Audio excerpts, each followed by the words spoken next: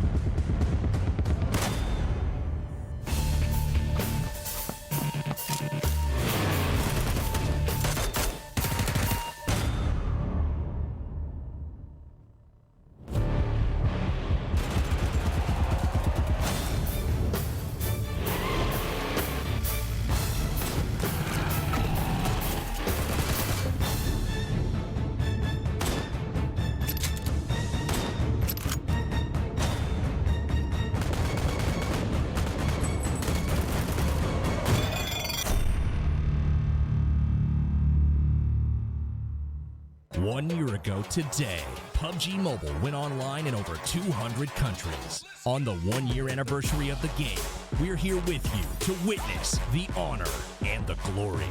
The Anniversary Royale Pass will go live as scheduled with the usual variety of rewards and a load of anniversary exclusive items, such as the brilliant anniversary outfit, the retro anniversary set, and the L&Q Chicken M762 finish. Don't miss out. PUBG Mobile, be the one. UC spent in Royale Pass will be fully refunded as your Royale Pass ranks up, so you can buy next season's pass. Royale Pass, you deserve it.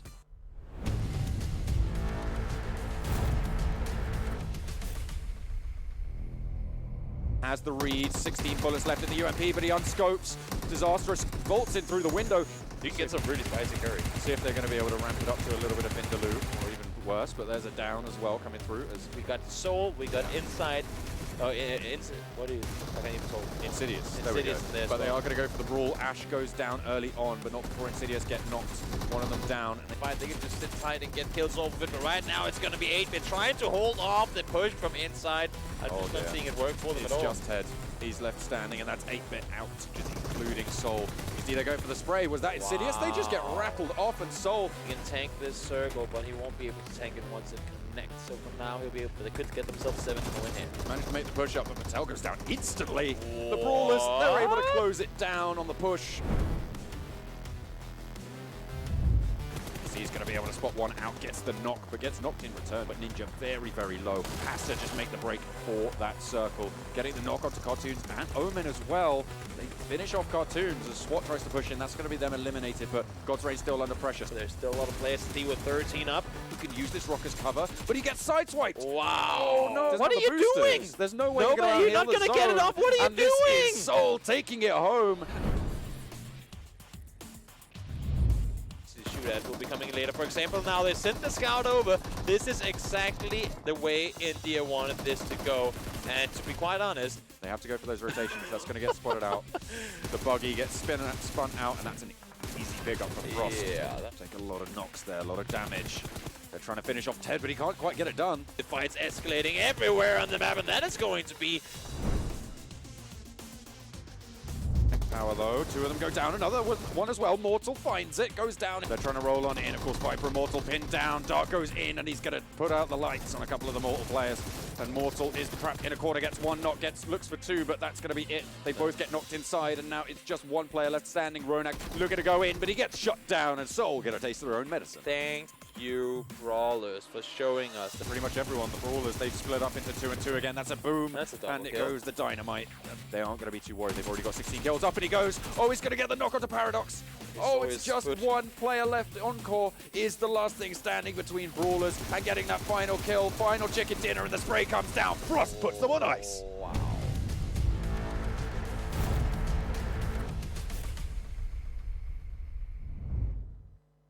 We've made it. We are here at the end of the semi-finals for the PUBG Mobile Club Open 2019 for the India region. My name is John Allen. With me is Toby. We're going to be bringing you the final throws of this stage of the tournament, where we're going to be saying goodbye to 8 of our teams. Yeah, it's going to be good. It's going to be tough for the guys going out, but it's also going to be well-deserved for whoever may make it on through. Yeah, it's really, really interesting to see how these teams have started to shape up. We've seen a lot of teams bringing to the forefront. I'm talking Brawlers here. I feel like that's they were there yesterday, for That's sure. pretty much the name on everyone's lips. 3 wins yesterday and a 2nd place.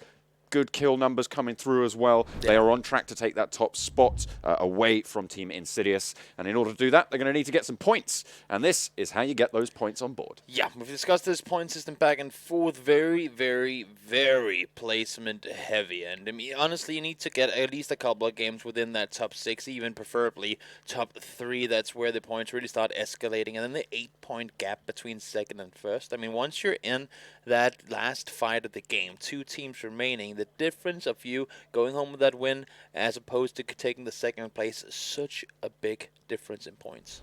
Yeah, it's going to be nice to see, but the players really we're thinking about at the moment, or the teams certainly, are the ones near the bottom, because of course all these points do get reset. It's a matter of honor moving forwards as to who's going to be going through, but yeah, the teams towards the bottom, they're the ones at risk at the moment. I mean, in all honesty, whether you make it into the actual regional finals today or you go out, you gotta give yourself some like a good old clap on the shoulder. You've made it this far in arguably one of the harder regions there is in the world, right? Yeah. You've made it to the semifinals of the Indian region. That is extremely impressive. So if you don't make it through today, don't be discouraged to try again next time. I mean, that's very impressive and well done. Yeah, and it's really good to see a lot of these teams putting their best foot forwards. Unfortunately, though, there are some teams who are lagging quite far behind. Yeah.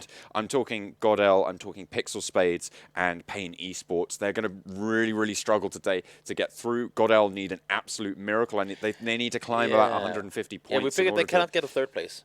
Yeah, basically, if they don't win every game, they have to play a Brawlers game yesterday. Yeah, if they score in a similar vein to how the Brawlers did yesterday, they are actually in with a chance of getting through. Yeah. But that's only a very slight chance. That assumes that everybody else is going to stand up. So everybody going to be looking to achieve around that 200-point mark. That's sort of where you're looking for to get. As you can see, here are the standings at the moment. A couple of teams have got there already. You can see DAKU, SWAT, and GodsReign. They've played 16 maps. They are going to be one 196, 195, and 190. So around the danger zone, that's where they're going to find themselves. Yeah, they cannot do any more for themselves to get anything else. They have played all they're going to be playing.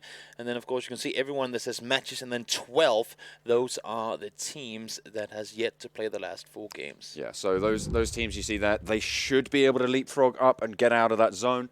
But here is the top. Team Insidious still sat up there, but look at where the Brawlers are at the moment. They're less than 30 points behind. Look at the gap, too. From second It's down to huge. third place, it's over 70 points. I mean, And the Brawlers have only played 12. That's the thing.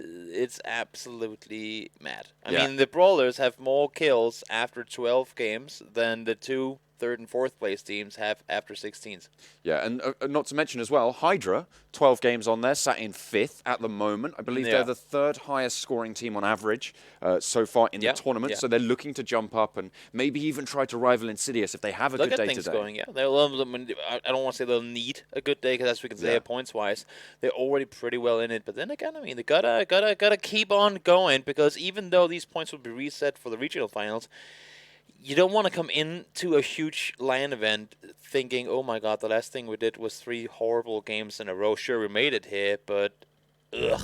You want to come in like, woo, we're ready. Yeah, let's go. Right? I mean, you gotta bring the momentum on. For sure. But we're going to be taking a look at Groups B and C today on day 3, the final day of the semi-finals here in week number 2 of the semis. We're going to be starting off on Vikendi, then moving over to the deserts of Miramar, followed by the double scoop of Erangel. Yeah, like myself, some Erangel. It's always a good fun to play those games there. You can see them right here. The times for you guys out there on the eastern side of things. Oh, yeah. We are sitting in Ukraine, so obviously a bit further east than where we are currently located. Also, times are a little more eastern than what we are at right now. I don't actually know which time zone those are for. I think that's, yeah. I Indian local time. I think it's IST. Is that Indian Standard Time? I think That might could be. Indian Standard Now it Time. is. But yeah, hopefully that is. But we're live now, so the first game is going to be, well, in a few minutes. Live. So yeah, that should be a good indicator. Yeah. We'll see how we get on with time zones. Honestly, I don't know. I'll tell you where you can actually check out where the time zones are, and they adapt to where you are,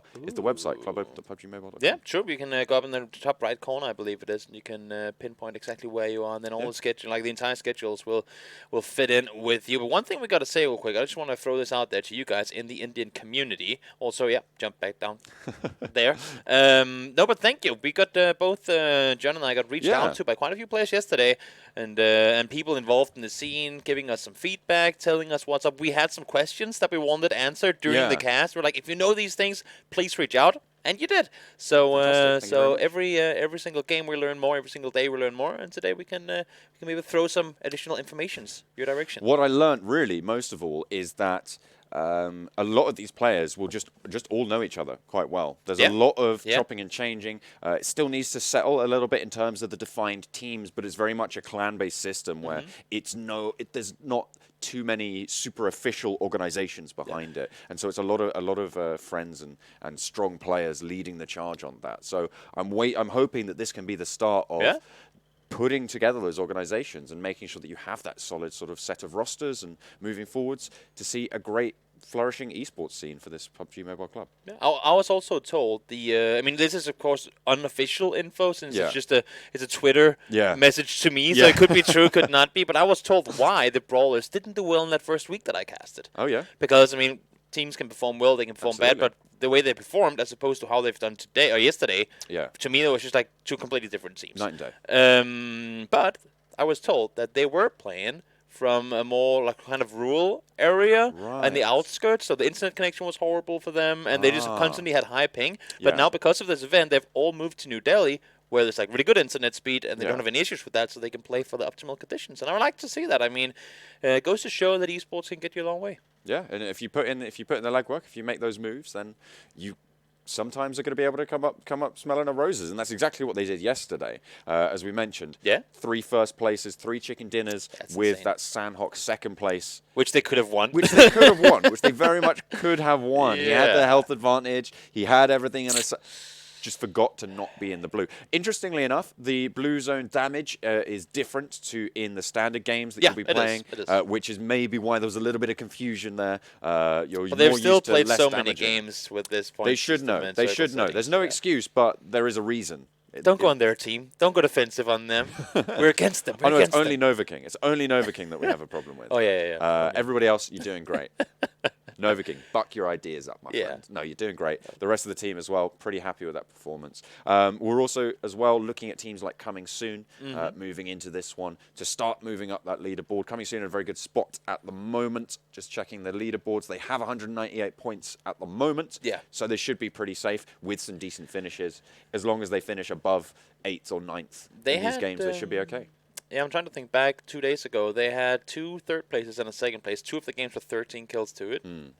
So clearly, they are up there. Yeah. And then it's just up to them to be able to finish those games out. I mean, one thing is to get that second, but as we saw before, 22 to 30 points is an 8-point difference from just second to first place, right? If you could have 2 of those games that were third be first, that would have been a huge bounce up in points. And it should be able to see you right. And that's really what we're looking for today. Is there's a lot of teams at the moment bandying around that sort of that margin of, are they going to get through? Are they not?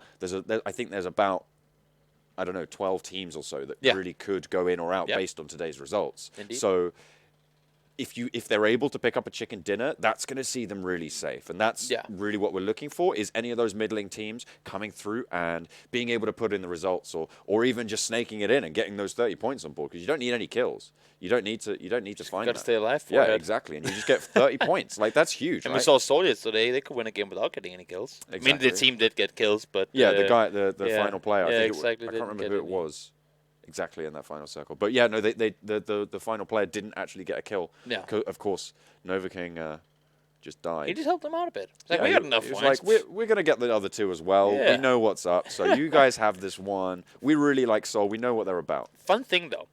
Also, off of what I had a fortunate pleasure of having a conversation about with one of the viewers yesterday, is we were talking about the whole aim assist thing. Yeah. You told me there was aim assist, so I was like, what? Is there not? Am I wrong about But then I reached out to, or a guy reached out to me and told me that it's there. You're correct. But most players actually don't like it. And I was like, how do you not want to get help in that sense? But that's because if you're 2 guys fighting, let's say you're in a 1v2, like we saw in the Senna game in the end there with the, I believe it was Pain Retribution, one of the guys pushed up on the side, and then he got killed off in the end. When you have aim lock or aim assist, whatever it's called, on, and there's a knocked player, some of the times the aim prioritizes the knocked guy because you want to finish him out over shooting the guy that's shooting back at you. Maybe, so it can like obscure your aim. It can make you focus on the wrong player technically, and that's something that people don't. You can turn it on and off, but I mean, for the sake of the integrity, guys, just all turn it off. Can we just make a gentleman's agreement? No aim assist today, guys. Only pure skill. Yeah. Okay. Yeah. I'm absolutely gonna. I'm gonna turn it. 100%, guys. I'm turning it off. Yeah. That's you know. You do it too, right? Yeah. This idiot's gonna turn it off. No. But to be fair, that'd be interesting to see maybe if they added like an option or something to say prefer knocked players. Prefer headshots. Prefer to just insta kill. Yeah. Headshot. 180 all the time. That's when you get banned. Yeah, that's insta 360. But we are going to head over onto our first map. It is going to be Vikendi, the Frozen Wastelands, for the last time in the semifinals. Yeah.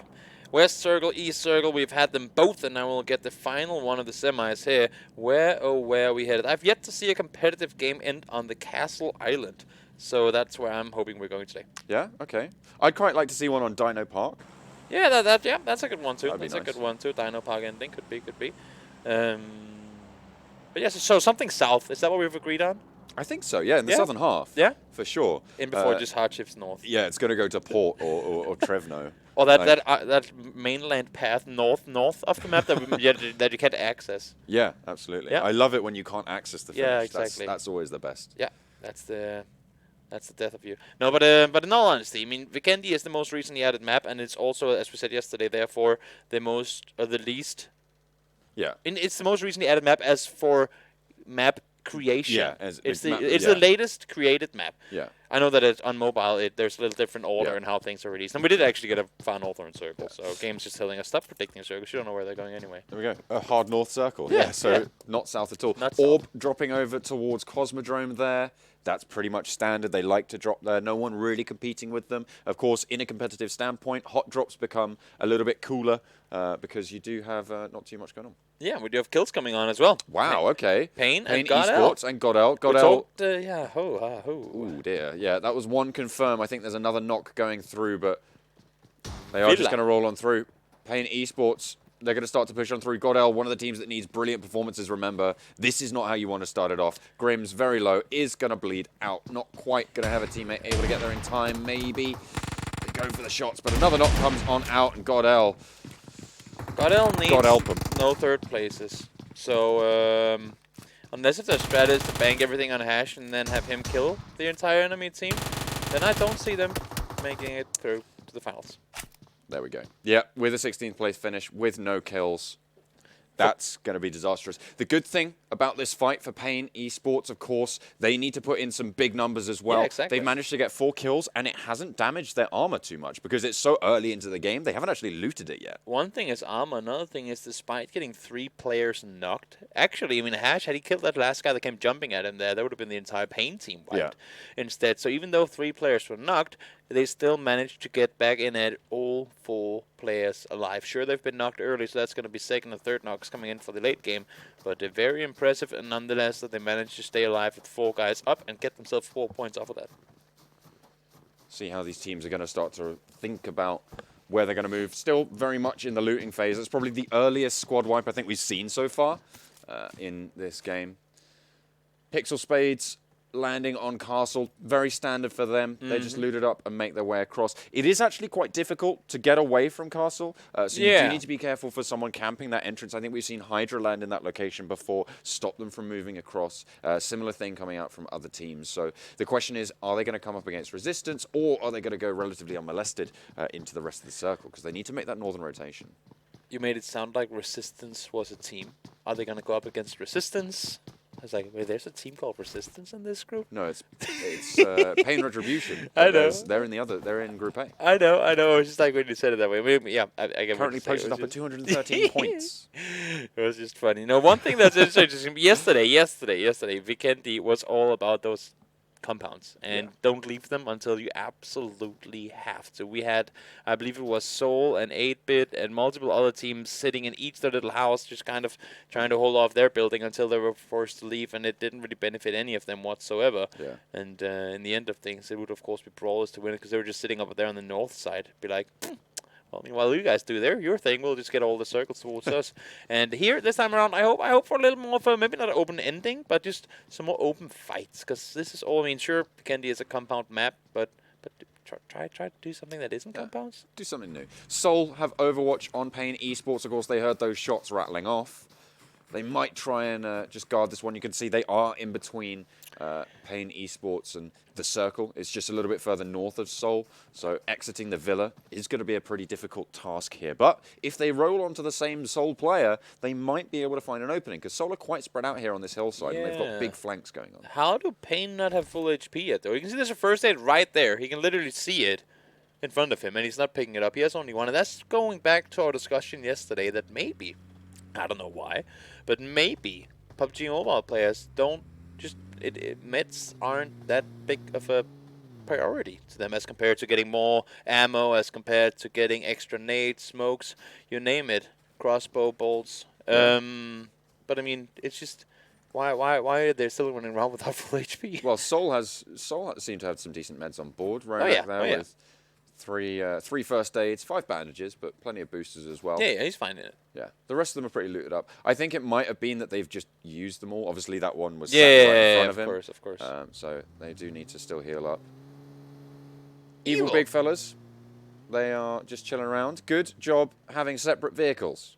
That's all I can say on that one. Very impressive. Do you think it's like a complex thing for them to be evil big fellas and they're all actually like 140? What do you mean? Oh, I see. Because of their team name? Ah, maybe. Are they compensating Maybe. for their height? Or are they just like actual really evil big? Well, I don't know. It's good. It's a good name, though. It is a pretty good It's name. quite- It it's comes quite- off the tongue pretty well. Yeah.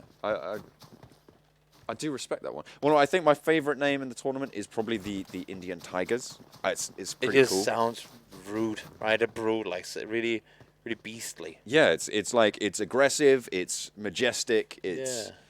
national identity. I want It's the pretty Indian cool. Elephants. That's gonna be their academy team. Yeah, maybe we'll have to. Here see. I'm thinking we'll have if to see there's if they set monkeys up in an India. org. I'm pretty That's sure, yeah. far off in their future. We saw Team India as well. Yeah. Just chilling about. 4 players getting wiped early on, of course. That's the entirety of the GODL squad. Not going to have too much luck. But the Seoul players, they look to be moving away, and with it, Pain eSports have exited the villa. Nyx has a Tommy gun, arguably one of the, if not the worst, well, weapon that isn't a pistol or a shotgun in the game. And I'm hoping for him, because he even doesn't even have a extended mag either. So I'm hoping for him that he'll be able to pick up something better. And also for Pain, I mean, I'm looking at this now. Oh, okay, now they forgot their friend. Okay, that's just rude. He ran all the way up there. I mean, it's only you know, that many. He ran It's all the way up it's there. pretty close, so it shouldn't be too much of a problem for them. Shouldn't be an Seoul issue. now getting a little bit more loot on board. Actually, Viper sat without any meds there. He doesn't have any first aid kits on board. Not at all, but that's why they're looting. That's why they exactly why. continue doing what they've been doing up until this point, and I like to see it. They're taking more of the, at least to me, off of what I've seen in PUBG Mobile so far, they're taking more of the PC competitive approach to a lot of the things that they do, like their strategying, their rotations, and how they go about things. And I mean, Oh dear. we'll see how it works There was another squad wipe Mega. whilst we were nattering on. The MegaStars as well. Very, very under pressure at the moment. Well, final boss certainly is. He's got 3 players in the building with him. Gets 1 knock. Continues to spray. Nearly gets a second, but he's going to get finished off. As well, we've got ZFX in close proximity. I believe that's to HYDRA. Yeah, They are that could gonna be an be backed interesting off. fight coming up. ZFX though, they get 1 player knocked. Will be rest back on up. They got And this 2 was Darcy's there. this was a full what do you call it? Full Tommy gun and Uzi engagement. Yeah. I mean, if you're gonna use a Tommy gun or Uzi, that's the kind of situation you want to use it in. But again, not the most optimal weapon to be sending a war into what is an optimal weapon, no? AWM. Yeah, but that's That is right out in the really sea. far in the order. I don't even know which bit of the map this is. Yeah, because we cannot see land Yeah, anywhere. there's literally no land. That is pretty damn far out. I mean, it was a really far northern circle, so I guess it just went even further north. Yeah, I guess it's probably in Because the the first water. crate has to be in the circle, right? Yeah, so I guess that's a good idea. We'll see if it pans out that way. But at the moment, it's going to be Pain eSports again clashing, Yeah. and this time it's going to be with Learn from Past. This is the 3rd engagement they've had already, and we're under 10 minutes in. In all fairness, I mean, they do know that they need to get a lot of points, and they do know that potentially their kill points won't be enough, or their placement points won't be enough if they can. I mean, they're not a team to just sit around and do nothing. I mean, Pain is in their name, right? Yeah. So I can respect them taking these fights, because as you can see, I mean, one thing is they haven't lost a single player yet. Another thing is how they go about it. They will go out and go aggressive, but they'll also understand when to fall back and when to say, you know what, we don't have the info we need.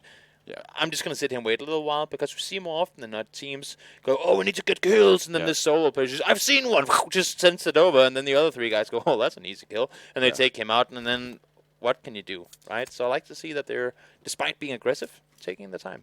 Of course, they need to post about 100 points today, probably more like 110, in order to try and be a little bit safer. It's so doable. It's doable, Difficult, certainly. difficult. I believe they need to have an average of around 26, 27 Yeah, points that's per difficult. map, which is very difficult. So you're looking at placing second, really. Wow. If you're losing players to nades, though, that's unfortunate. Encore knew exactly where that one was. Cooked it perfectly. Yeah, there's just nothing you can do about that. Like, that's one of Fine those, cuisine. you just got to take it to the chin and accept it. That's a Michelin star nade right there. You got completely naded. Perfectly cooked. Yeah. That was a Toby, not a Kobe. A Toby. Yeah, those are the ones that wipe entire teams, like the really good ones. Ah, A Toby can only be had either a player a from- full wipe or a team kill. we had, I think it's Cold Blood from Coming Soon.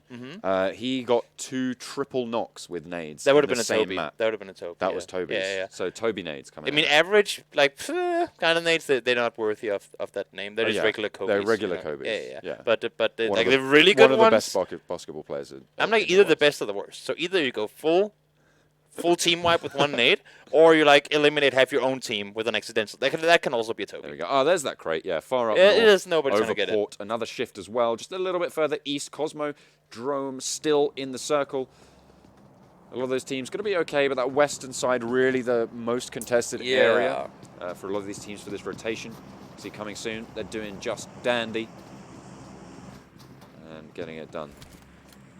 If you guys are hearing any loud cheering noises in the background, then it is because we are in a studio where there's currently a big StarCraft tournament being executed. No, but who cares about StarCraft when you got PUBG Mobile? That is true. I like PUBG Mobile over StarCraft 2.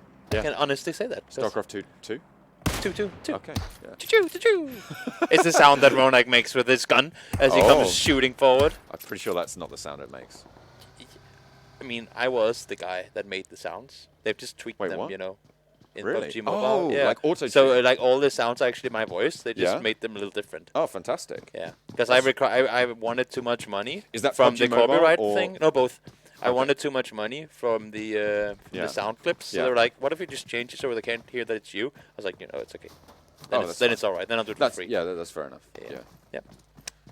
I mean, that's what I do for casting as well. My voice isn't actually this deep. Mine isn't this deep either. I just always talk like this. Exactly. I mean, well, no, it's just the filter. It comes on the mic. Yeah. That's the expensive mics that make I have to bring my own filter, which is annoying because it means I don't get paid. But, you know, what are you going to do? What are you going to do? Coming soon. They're in a bit of a pinch at the moment. Learn from past to their north. Not too sure which team that is. There may be, I want to say HYDRA, but they were yellow yesterday, so maybe not. We say pinch, but at the same time, I mean, with the angle they came in from, they have a pretty good idea that their bag is clear at least. Like, they have at least a northeastern exit, if that should be necessary. It was Payne eSports Coldblood who managed to get those nades earlier on. That's what I was talking about. But he's got himself a Grozer. I thought he was playing for coming soon, but he's not. Look, Mom, it's a driving bush. How can a bush drive? I don't know, son.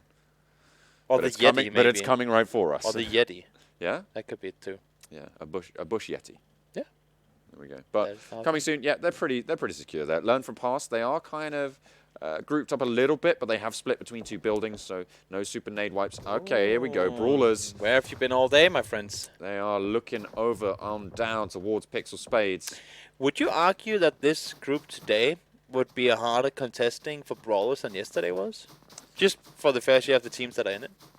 I mean, we have HYDRA, we have coming soon, we have Team India. Some of these teams that that have been doing extremely well over the span of the entire tournament. I think this is a harder group because if you look at the averages, a lot of those average per map, a lot of those Group A players are actually relatively far down the table. Yeah. You've only got, I think, 3 or 4. I think it's 5 total outside of the yeah, we got Insidious up there, and we got... yeah, okay, so you've got five teams from Group A outside of that elimination bracket. You've got 5 teams from Groups B and C, though, outside of in that elimination bracket as well. So you're looking really a bit more heavily weighted there. Yeah, and in guys, terms of performance so far in the semis. This is not BM talk at all and favoritism. This is just numbers talking for us. I have my stats table that I've got here that I can refer to rather handily. So, yeah, exactly. I think that Groups B and C are just inherently stronger groups. When you look at the numbers, they are stronger. So next circle is going to push them in a little bit more central. Brawlers, they don't want to take the fight. They just want to get themselves off the screen. They Blop, blop, blop, blop, blop, blop, blop, blop, blop, blop. That's the sound the scuba diver makes when he dives. Is it? And I don't think that's the sound they make. Oh, it is. I made those sounds too. Oh, okay. Is there any sounds you don't make? No, I'm like the like the 10,000 sounds, man. You are, you're the human beatbox. You'd be surprised. You'd be surprised. Yeah, fair enough. Another Grozer dropping down near Seoul this time. They are going to be able to catch that one as well. You can see one of the players just located very close by. That is, please stay up there. And then to have a team like try to stack 4 USs on top of each other trying to get it down. And then stack themselves. Yeah, exactly. Yeah, that'd be pretty nice. But coming soon, Team India having a little bit of a clash at the moment. ZFX have the western side of the circle, and finally the Brawlers going to start to chime in. A headshot over onto Bishma. So the sniper duel going pretty well for them there. Bishma, the sniper for HYDRA. I was going to say, not just any team they're scoring up against, one of the arguably better ones in the group too are in HYDRA. And you can see they are starting to fire off 2 over towards Orb. Orb, a team that we haven't really talked too much about. They've been doing pretty decently, at least coming into the beginning of the tournament. Not sure exactly where they're sitting in the overall standings right now, but they should have a fair chance of making their way in. Maybe you can elaborate on that, John? Orb? Maybe I could. Yeah? Maybe I could. Yeah? Maybe you should. Hmm? Maybe you should. Yeah, maybe. Okay. Perhaps. But yeah, rotational play really going to be crucial here because we talked about how it's a compound-based map. So getting a hold of those compounds early on can be pretty important. So if you are going to make those moves, making them early can be pretty impactful. But if you don't, you need to be clean on your compound takes, on being able to insert yourselves into those situations in a strong, coordinated manner. Look at how Coming Soon are working around the compound that they have. It's not just sitting still in one window, no, constantly maneuvering around, try to see what is open, where are people. We saw movement there before, are they still around this area, did they move themselves? I mean, I like to see it. It's not just the whole static thing, we just sit here and wait for people to potentially come to us. Nope, they're trying to gather info. They already have a good spot, they can stick around if the circle comes to them, but they're constantly preparing themselves on what if we have to leave from here at some point. Yeah, what are our rotation paths? Because you've got a set of places you can go, sort of your nodes that you can branch out towards, and then plan your rotations accordingly. Of course, at this stage, players should know approximately where a lot of these teams are dropping, so they should know the saver paths, the places where are going to be a little bit better for them, but it's still very, very treacherous. You can see Frost, they're still just trying to position around here. This is very slow, deliberate play coming out from the Brawlers. Yeah, Brawlers are playing it open. They're in the open. They know that sitting in a compound can be great, but having to leave it can be equally difficult. So they are prioritizing those open fields as opposed to sitting stuck inside a building. And that's the thing. If you're playing those open fields and nobody else is, you all of a sudden have dominion over an entire area of the map that nobody else is actually competing for. So you can be the Reaper on the River Styx, right? You can be the arbiter of who crosses. You have a whole lot of control, that's for sure, as to who gets to make their way over and who doesn't. And not only one thing, and you get the chance to decide too, because if you get full pulled up on by a team you didn't know were there, there's no saying, well, guys, we don't want to fight. You can just go somewhere else.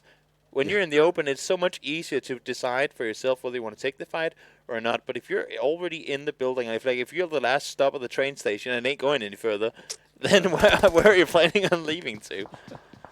Coming soon, in a little bit of a firefight at this stage, you can see Team India down the hill from them, over the road as well. But they both have their compounds, and again, even if these knocks come through, it's not going to be the end of the world. So you just chill out, hold your ground, maybe pop off a couple of shots if you can, but should be pretty okay and safe for everyone, except for the fact that ZFX are going to be starting to roll on through, near learn from past. Shots rolling off, but not too much damage found. And of course, very well done ZFX, being in separate vehicles. Good job. Yeah, I like to see it. It forces the learn from past players to look at multiple different targets and makes it harder for them to to get the kills on towards them.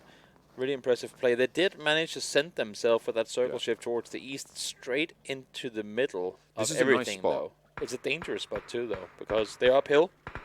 It can be hard. You have to overcommit sometimes to get the info downhill. Whereas if you're down, you just kind of have to sit where you are and look up and wait for them to silhouette up on the top of the mountainside. But they will get info, though, for sure. You have the rocks, you have the vehicles up here, should be able to play off from it.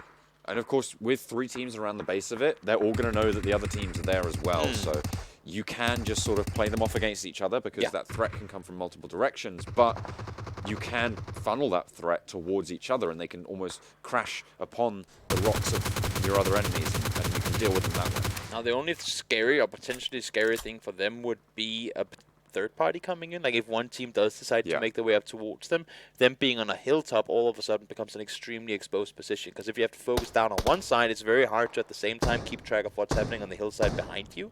So that would be like one of the only things to really have to worry about. But you have to assume that they have that in mind and they've already kind of thought through and talked over what they would do in that given situation, considering that they took the spot that they did. ZFX obviously looking to get some decent results at the moment. They currently sat 19th on the leaderboard with 154 points, so they are a little bit in danger. If they keep up their performances, though, from the previous day, they should be okay. A nice shift there, and where is it going to go? Oh, that's right, straight on top of the Brawlers. Look at Coal Mine. I mean, you have Soul down there, and then they just got 3 crates in that small area. So they should be fully equipped for the fights to come, and we saw they got themselves a win yesterday up against Brawlers. And hopefully for them, we'll get things going here too. A lot of teams converging on this tiny little compound. I don't think ZFX want too much to do with it. You can see they're backing up and taking an overview position. There's the Brawlers as well over on the flank. But ZFX engaged with the evil big fellas at the moment. Demon King is going to be there, has Overwatch. They did manage to get the flush onto one of those players. And I'm sitting here looking at the minimap saying, when, oh when, does the call sign come from coming soon that they're going to send it in here? But looking at that, there's a big open field from where they are. The number 4's on your screen. They're in a compound, and there's an open field separating them from the guys that are currently fighting. So maybe it's too much of a risk to try and go and see if you can get some kills here. Evil big fellas, they have 2 down, and it's only Cave Sharko standing for them. He managed to get the knock, so nicely done there. The Brawlers taking on that rotation as well, and the reses can start to come through. So Evil big fellas, they should be just about okay to hold this for now, because of course you've got to learn from past, putting the pressure on the back of those aggressors from ZFX. Yeah, that's the thing. I mean, Evil did lose 1 player, but seems like here that both the reses will come in the remaining 2. So Spico and Spike will be able to make his way back up on feet and ready to take this engagement. But as you can see, more and more teams starting to cram their way in here. They are on the western side. It was an eastern shift, so it's packed already, but expect even more people to come now as the circle's closing in. This is a this is a really closely packed western front, as you say. Is. Like, there's so many players and teams just in such close proximity. Obviously, as we move towards Phase 6, that's where the team numbers start to drop. That's where it starts to go a little bit harem-scarum, a little bit wibbly-wobbly, timey-wimey for a lot of people. Let alone the fact that the circles do so much more damage from the next phase and on forward and onward. I mean, it just forces them to say, you know what, there's no more time, but you got to take these fights. Learn from past. They just have not a chance here if they're going for this rotation this late. They're going to crash straight into either ZFX or Evil Big Fellas, or even coming soon. Brawlers. We don't want more of those games today. It's a Brawler circle. It's once more. But there we go. Learn from past actually got a little bit of respite. Able to take down one of the Learn from past players. Yeah. And ZFX actually now getting shot on. Getting pincered in. So ZFX now in a dangerous spot. Learn from past, you can see that outside of the circle. Paradox, very close to going out. Is going to go and get the heal off, actually. Managed to get the first aid down. So got to stay alive for a little bit longer. ZFX, they still hold the top there. Nice nade to come through. King turns it around, gets the knock onto Jempty, but gets naded out. They are able to take that one down. ZFX going to hold up for now as they get the reses. And you can see that Evil, they don't really want to committedly, like full on King's going engage in this fight here. King has to get finished off. There's nothing else that he can do there. But they don't really want to aggress because, as you can see, one thing is there are 3 guys alive, but they also have to worry about the back. New circle shifted. They're on this small edge there. That is the kind of bottleneck that teams like to run to expect. Like, you don't want to go face first into the circle. You want to come around the edges and only have a certain amount of angles to worry about, and they're expecting people from behind. ZFX, they are getting shot at from all sides, and they've been downed. They're being rolled. It's very, very difficult for them to be moving anywhere at this stage. Yeah, they needed to post a better result than this unless they've got plenty of kills on board. I don't see them doing super well in this first game, but there's still 3 games left in the day for them, and they're still in the fight. Getting themselves some kills here. Talked about them just before. Could be a good game coming in for them, potentially. Team India, 0 kills on the board so far. Still plenty of kills available, though. 43 players alive. And then have a good chance here. Circle, though, it's going to start closing in as we speak. And, well, wherever this one goes, we did get what we wanted. It's going to end in the open. Brawlers holding that compound perfectly. That's exactly how it should be, split in 4 buildings, watching all directions on the compass. I think it should be pretty clean. Demon King, last player left standing for ZFX. Evil big fellas want to make the rotation up to this point on the hill. He's late, remain prone, but Jempty spots him out underneath the UAZ, gets the spray down. Nice playing coming in there from him. It's a hard angle to spot, and also it's not something you would expect very often to get that angle, so good job by him spotting it. ISO, another team coming in. You saw him on the kill feed. One of the stronger teams in terms of those averages, top 5. Not really been super huge performers, but they've just been so consistent that they have flown a little bit under the radar. Everyone's liking what they're doing at the moment, though. They should be in with a good shout of moving forwards. So within a good chance of getting themselves into some solid placement points in this game here. We do have, once again, Evil. They've been in this position for a while. Of course, just waiting for that next circle to pop, figuring whether they can stay or if they have to move out from here. But as you can see, the kill feed is starting to light up. Brawl fighting off an Orb, and SKUL up against HYDRA as well, as multiple engagements start occurring again. HYDRA actually taking a lot of punishment here. You can see Viper's in the mix as well towards ISO. He's going to have to go prone and try and maintain a little bit of cover. ISO blocked off by that smoke, but everybody's taking punishment at this stage. Orb up on high near SKUL. How do Brawl do this? Look how spread out Soul are at the moment. And Brawlers, they get the circle again. How do they do it? That is ridiculously lucky, right? That is phenomenal. This is now the 4th game out of 5 in a row that they've had really lucky circles. All the circles. Not just some of them, yeah, but all of them. Yeah. It's just gone onto them time and time again. They have to be absolutely dancing a jig right now. But PixL Spades, they aren't too pleased with that. They've started this compound crash. Frost is going to be the one held up in the building they've occupied. He is on the balcony, so he's exposed to the outside. You can see he's just going to back off, just going to give PixL Spades that little bit of real estate. Well, they made it here, so that's something you can see. Raga has no chance that he already jumped out the window because he's wasting his utility trying to get him taken down, but he has indeed already jumped on out. Frost is outside the building. He is at half HP though, has to watch out here. Now he's solo engaging out because he's trying to get the angle on towards the guy inside the building, but I think it's going to be easy with so many people looking your way. Is going to get zoned away, might go for the push.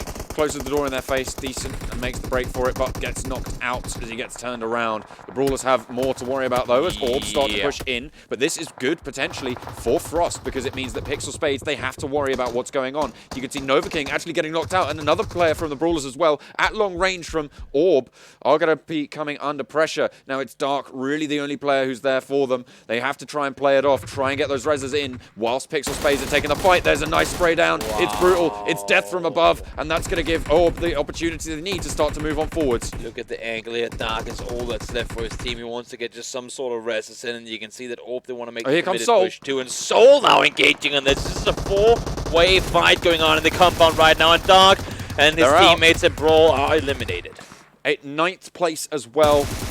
That's unlucky. They had so many teams just piling on in. Frost not able to get away.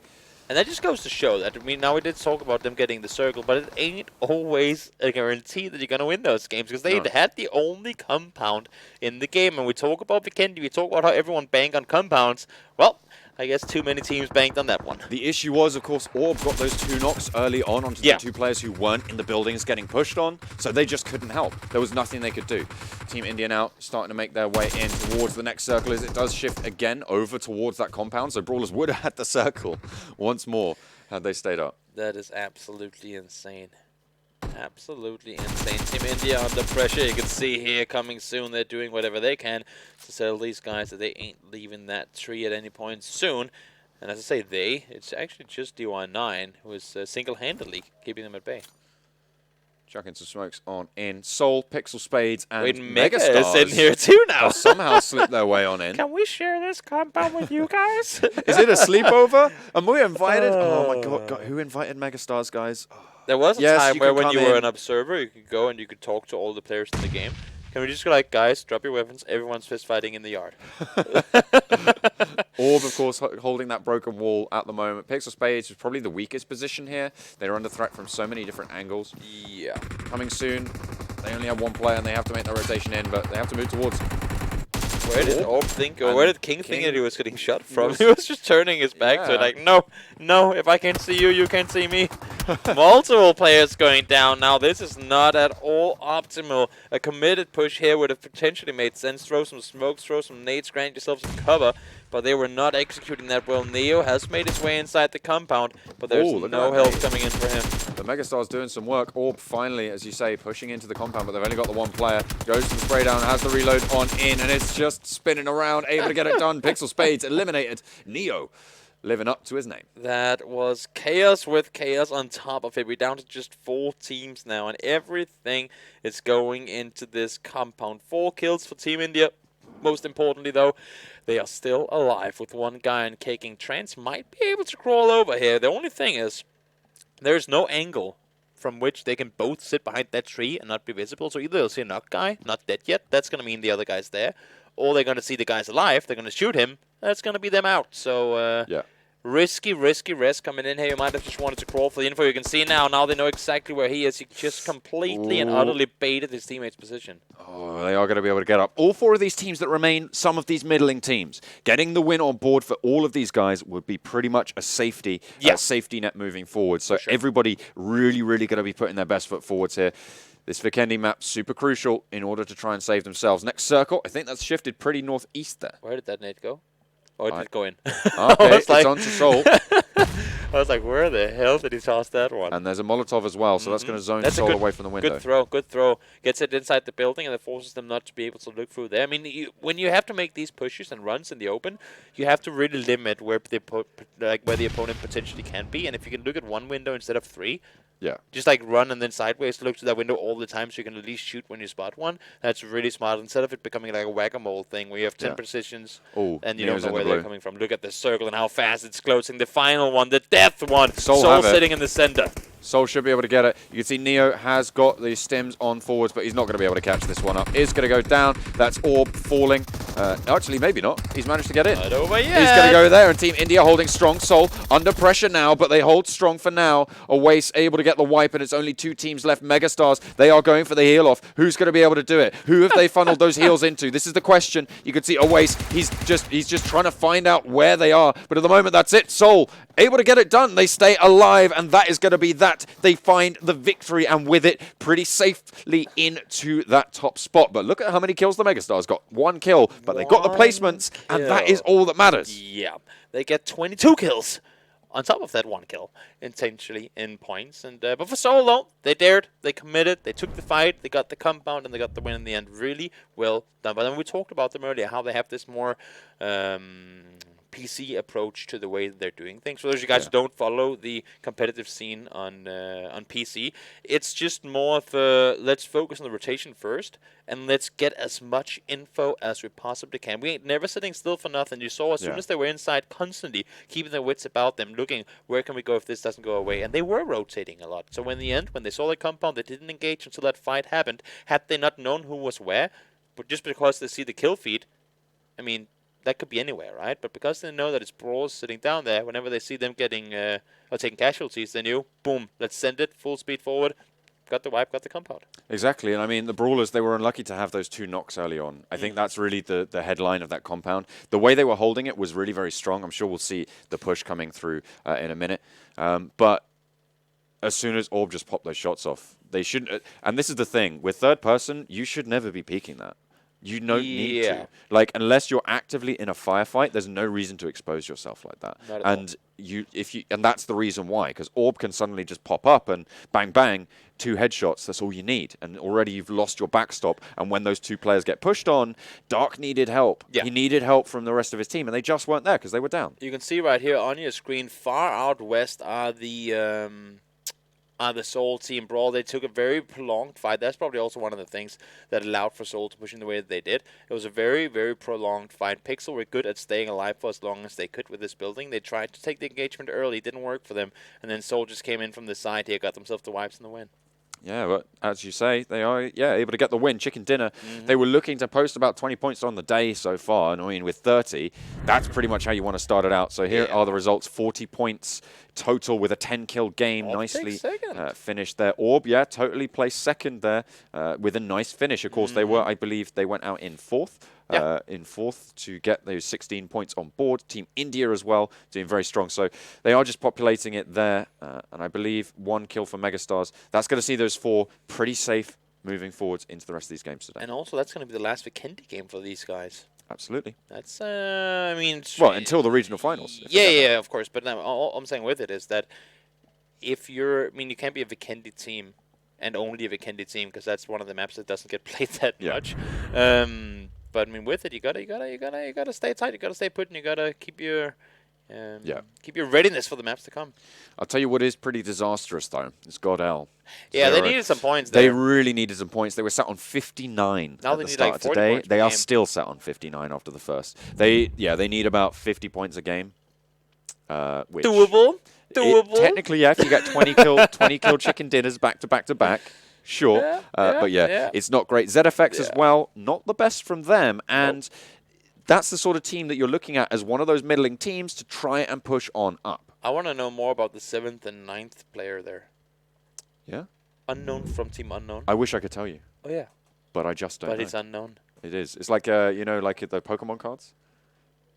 I know The Pokemon unknowns? cards, but I don't know Yeah, what on the unknown second is. generation they had unknown. Oh, I only do first generation. Oh, okay, fair enough. Yeah. They had the weird symbols that were unknown Pokemon.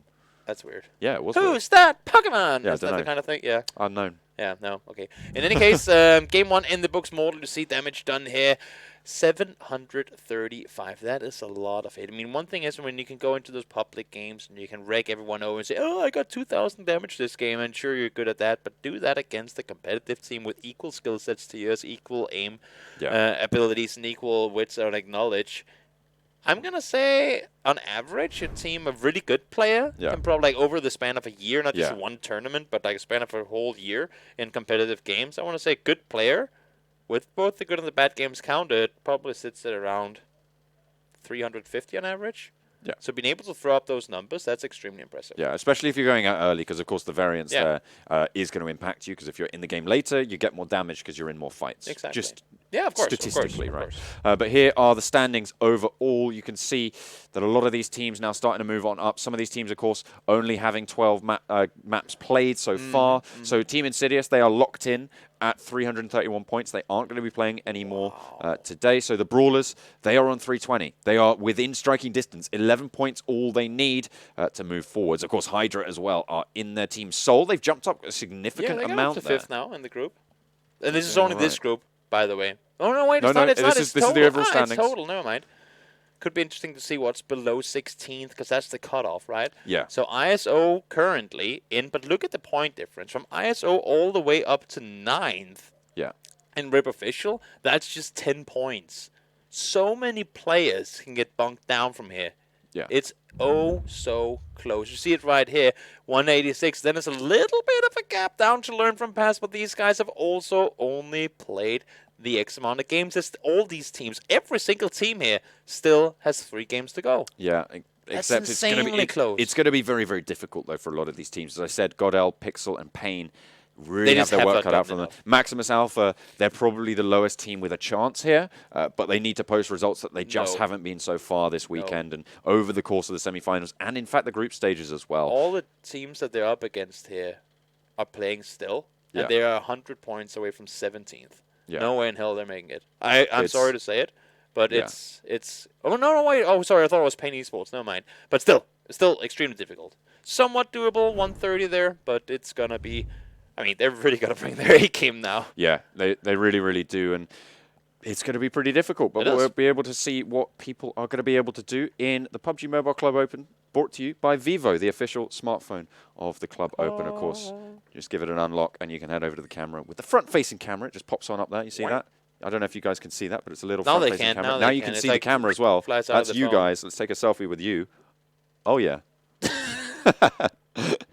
Yeah, that's there we go. And you just pop it away. Nice. Ta-da! There we go. Of course, if you want to check out all the stats and the standings from the tournament, you can head over to the website, clubopen.pubgmobile.com, where you can gather all of that information and check out those standings as we go, and they get updated live, so you can get that info on board. If you want to check out all the highlights and, of course, the replays from these games, all the VODs, you can head over to the YouTube channel, which is PUBG Mobile eSports, and you can check out what's going on there. And you can catch up with what's been going on across the regions, of course. There is more than just India, but that's what India's the best. Yeah, exactly. That's really the one you want to watch. But there are other ones that you can take a look at. Sometimes it's nice to look down on lesser players. It's good to take things from other groups. I mean, if there's one team that's doing extremely well with one thing they're doing that the Indian region don't even think about doing, that could be whatever, one Chinese team, one American team, doesn't matter, that is having great success with something that isn't really in the Indian meta yet.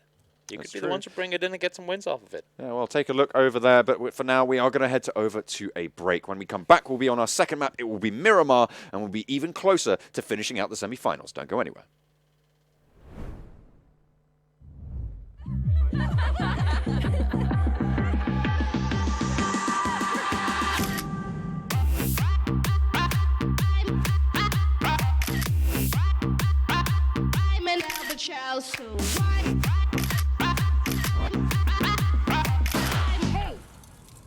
Where is everyone? Capture the night with triple rear camera, 48 million quad pixel sensor.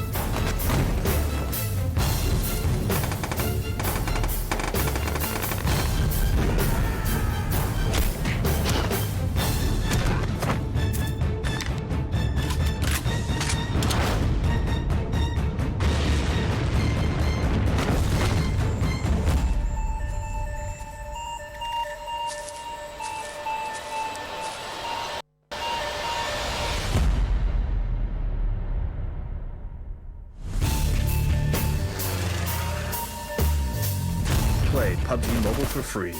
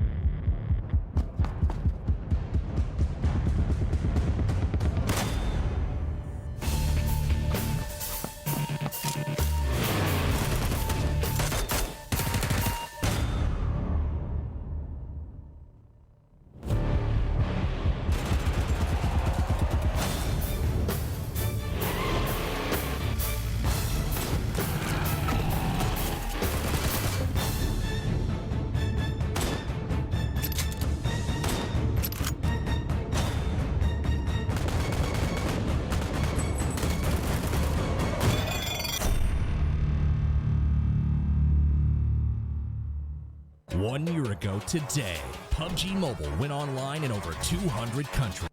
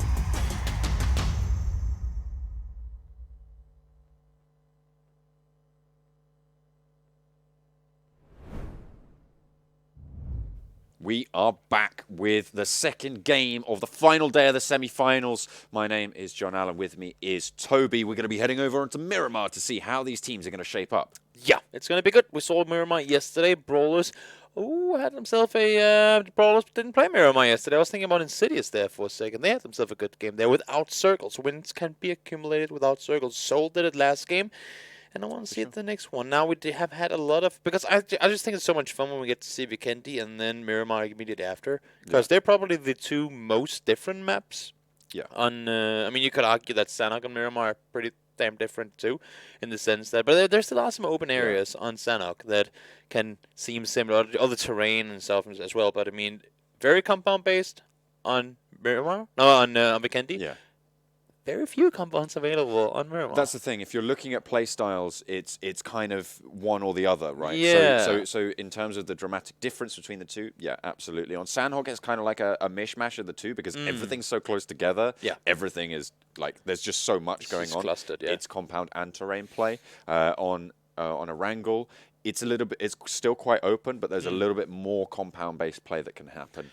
Moving in there. So, yeah, I think that, it's a very, very dramatic change. We'll see how these teams are going to adapt to it. And there's a few teams that are in danger of how these teams, how they're going to go through. Just during the break, I was crunching a few numbers, and there's some teams from Group A who, of course, have all their points locked in that are in danger at the moment. GodsReign and SWAT Official need some really bad performances coming in from the bottom of the table. I'm pretty sure GodsReign are out of it at the moment. All that was needs it like to happen, 2 points or something like evil that? big fellas who are sat just beneath them need to get 4 points total, or That's more than gonna 4 happen. points in the rest of the games today. I mean, 3 15th games. place is 1 point, right? So In 3 games, if they exactly. they cannot, unless if they go 0, like 16th in If all they games. get 15th but if in the it's rest 2 of the teams, games- then it's not possible. Yeah, sure. And then SWAT Official are also sat about 5 points ahead of that as well. So it's 9 points ahead. They need 2 points to leapfrog 2 teams to leapfrog them there, which is very much doable because you have underneath them sat learn from past as well. You don't need too many more points Not to at be all. moving through. RIP Official and DAKU Official, both of them are in what I like to call mild peril at this point. They have a Ooh, PG okay, rating okay. in terms of their danger zone at the moment, in terms of that red zone,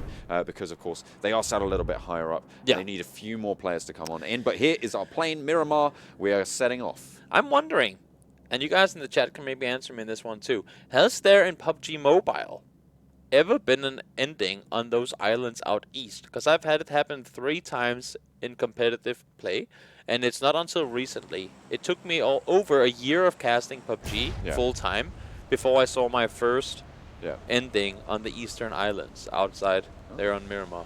Have you ever had I that? haven't seen it here. It hasn't been done here? Certainly not in the club open. Not in India. Okay. Not in We'll India. save that one for the global finals, you know? Yeah. That's where we're like to tossing keep all the something a root little ones. bit- So Yeah, everything yeah, people have been practicing through, it's like, ha, throw that away. This is going to be way different.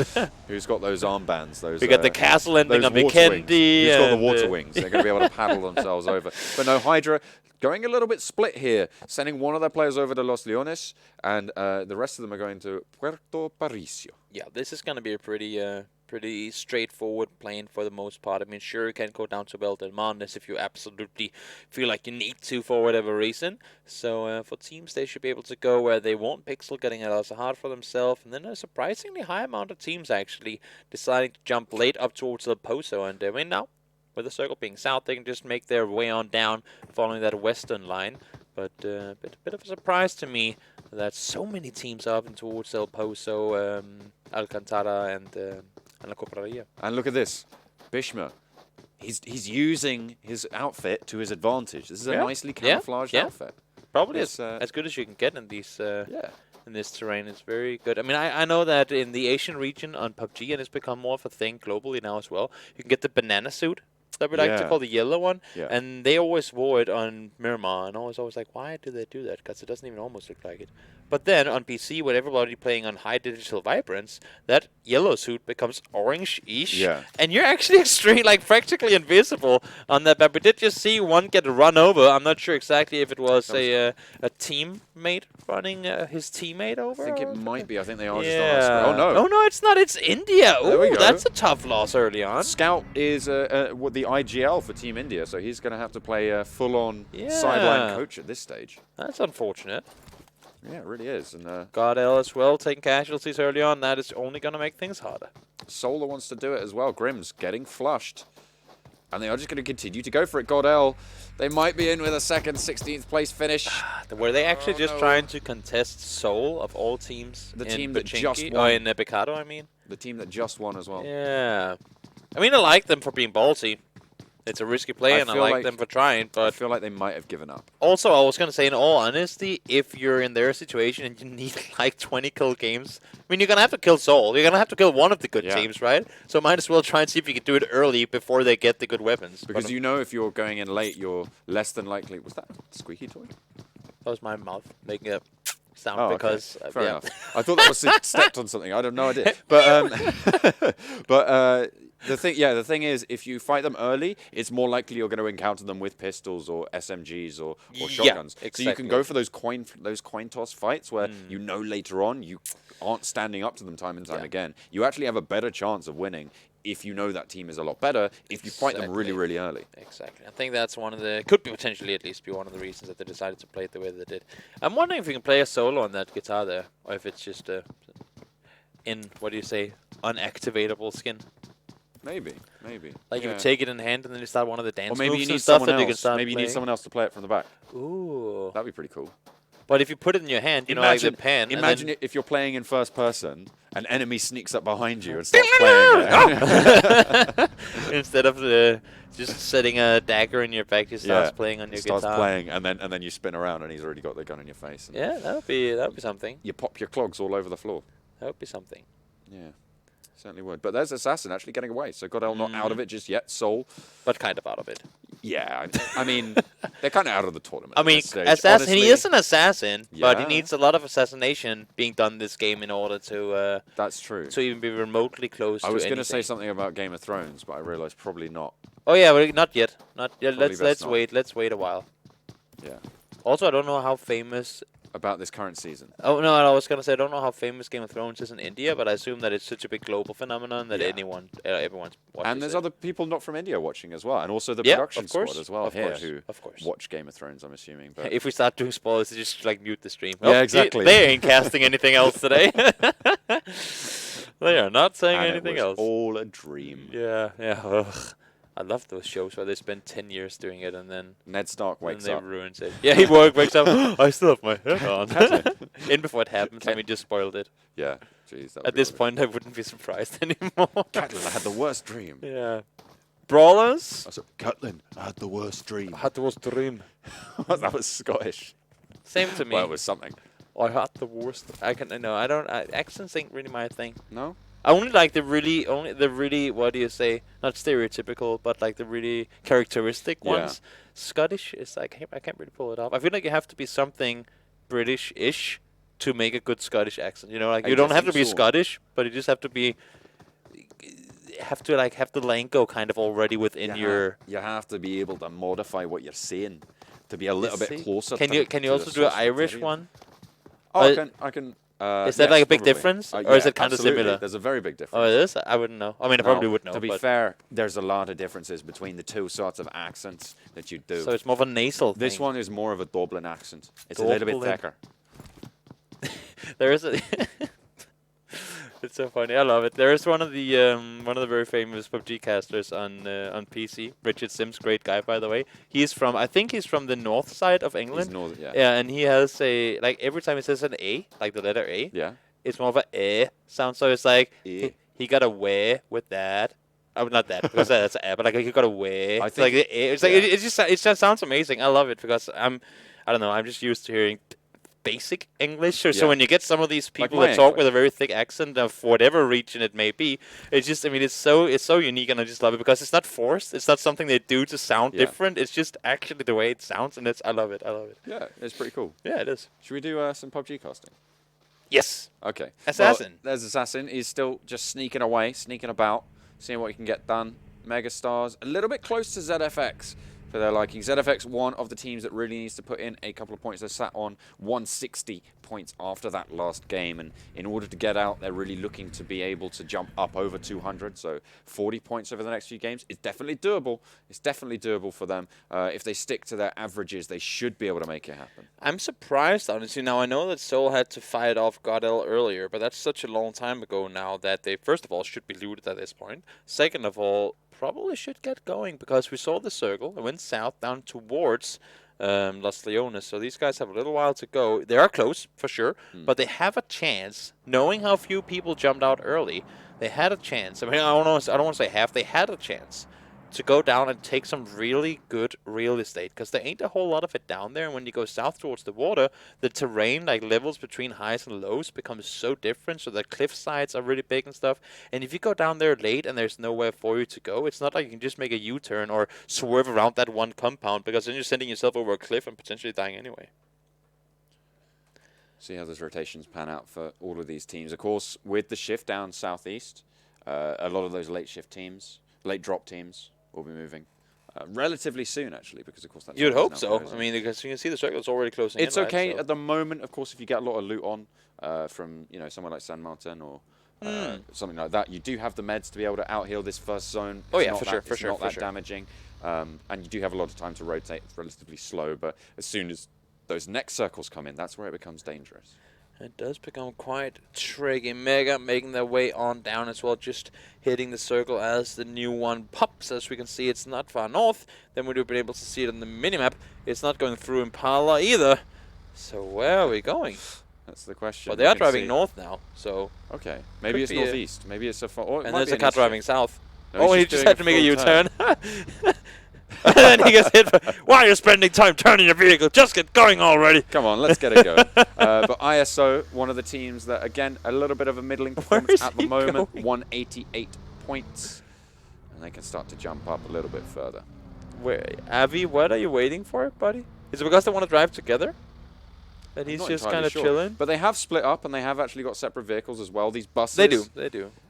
They're not the best vehicle, but as long as you're going along the roads, it's actually quite a decent vehicle to be popping yourselves in. It is scary to drive on the roads here, though. I mean, sure, that's a place where you can maintain speed, but the thing is that there's so many gutters, like so many of the sides of the road where it's like a little swerve down, and that is a place where teams, especially late game, once they hear a vehicle, they'll just dive down there, sit around, and say, come closer, come closer, come closer, and then they'll take you out. Just jumps in through the skylight. 3 players in a bus for Seoul. Not the best, but they are lacking a little bit in terms of that vehicle supply. Coming soon in a little bit of a kerfuffle with Pain. They are out in the zone, so they do need to be making their way in. You can see they stopped. They're going to be trying to get those heals on board. Look at DY9. Is he going to be able to get it off? I think he should be just about okay, but Pain have run into some trouble as well. Yeah, this is why we saw people starting their rotations early on. The new circle did go even further south. And the Brawlers aren't in it. That's the main headline. Yeah. But they don't get the circles before late game anyway, so they're not in a hurry. And I was actually going to mention Brawlers before we started this game, in the sense that last game, in a very compound-heavy map, they decided not to go for compounds until they absolutely had to in the end there. They were sitting up in the rock formations before they decided to commit to the push on down, right? So here, I mean, they clearly showed we're not dependent on compounds. We'll take them if we can get them, but that doesn't have to be. Evil Big Fellas take out Acno from the Pain eSports squad. You see Seoul, they're just riding the mountains, riding those rolls, and seeing what they can get done. ZFX as well. They have the bike a little bit easier to navigate this terrain on there. It is very bumpy. Miramar is an incredibly bumpy map when it comes to its terrain. And that's what we were just talking about before, how roads will let you maintain speed, but he shoots him. Waste of ammo, that one. Yeah, I was going to say. I mean, that's why we talk about Miramar and the roads being the place you can maintain speed. But it also comes with the cost of, as we said before, potentially being ambushed. But driving on the outside of the road, rolling around like these guys are doing, and I mean, it's just such a rough place to go, because these players, with the skill set, the aim that they have, if you drive a vehicle with 30 kilometers an hour past an entire team, there's no way in hell they're not going to kill you. Exactly. And a lot of these teams at the moment now making that rotation down south. We saw another hard southern shift, which means that moving in, we're going to be seeing a lot more teams with 3 players, with 2 players sometimes, because everybody's been side by side running parallel on these rotations and just plinking shots away and making sure that damage gets rained on through. And again, you have to slow down over that terrain. Someone's going to hit you. Nick not quite able to land the shots. For Pain eSports, of course, playing with cold blood at the moment, but he's not really that close to each other. Yeah, off of what you were just saying there, that's what I was leading into before, with Soul having a chance to rotate much earlier. Then he could avoid this entire thing. Circle actually shifts back up northeast now. So we're fortunately, for the sake of everyone, excluding the water, but it ain't exactly the reason that we are getting into a better area. It's a tough place to fight around, and all these guys down the opposite side of it, they have far to go, but they're forced to take these fights in the open. A lot of knocks for coming soon. They're pretty laid bare. We saw as well, just on the map, the Brawlers actually went for a big rotation around the north of Los Leones. So they are going to be a little bit safer there. They had PixL Spades on their northeast, so they do need to be worried about that. But these nades going to start to come through. You can see all this terrain is giving them the cover, and that's what these teams are going to have to play around. But it looks like Existence has spotted that out.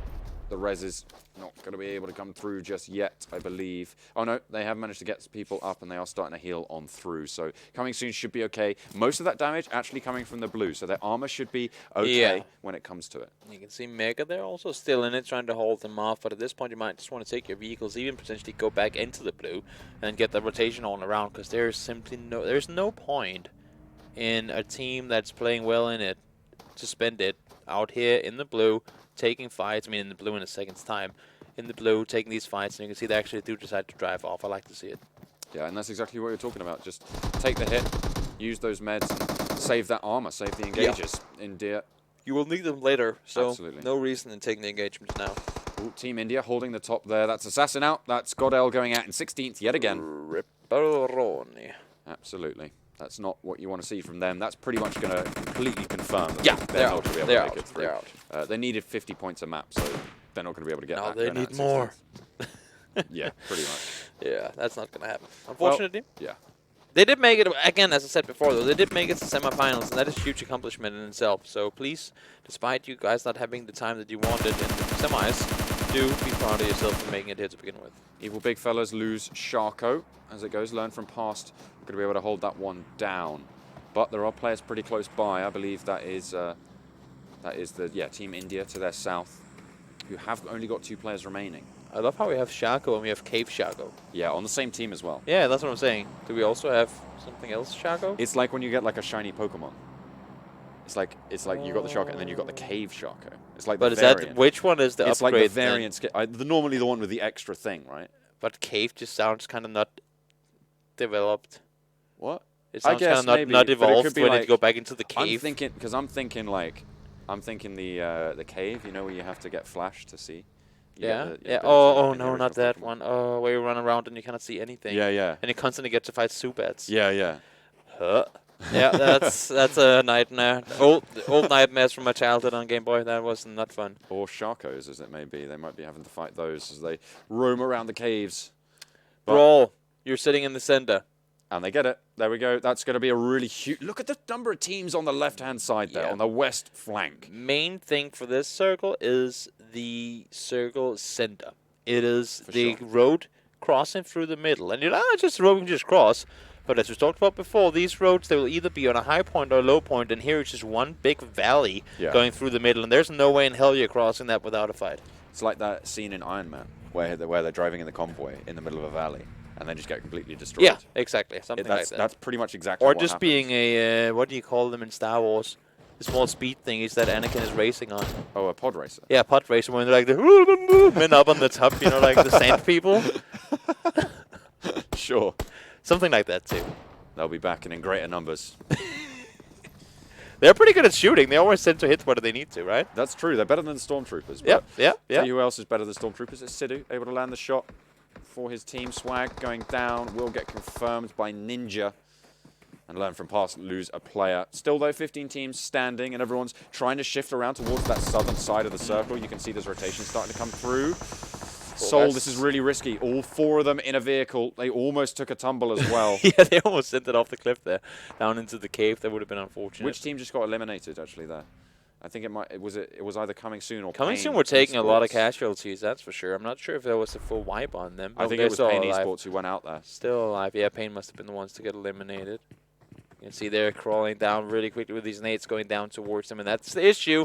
That's what I keep talking about with these cities. You do not want to get in there unless you're absolutely forced to. Now, with Los Leones being half of the circle, technically, some teams will be forced to, and we saw how many teams. I think we had 2 teams on the northeastern side where Brawlers were one of them, and then the other 14 on the south. So, of course, I mean, you're forced to do something, right? Yeah, Mortal really zoned off here. That Molotov going to give him a real run for his money. And you can see why, just getting it on up. But in the meantime, Ronak has managed to get there. And actually, it's HYDRA clinking on away, I believe. At the rest of them. At the back, there's the MegaStars as well that they have to deal with. And Viper's Res isn't going to come through. Look down to your left, mate. There's a buggy. Silverstone there, trying to make it happen. Hear it too, right? He spots it out. He just wants to make the run. Focus on his mate, yeah. I understand it. That makes perfect sense. You have a teammate up there, and you want to go up and make sure that he's safe instead of trying to get aggressive kills elsewhere. Yeah, we'll see how aggressive the rest of them want to be. You can see SKUL now reunited. That buggy somehow making its way up that cliff. Yeah, nicely done. Go for a bit of a rotate.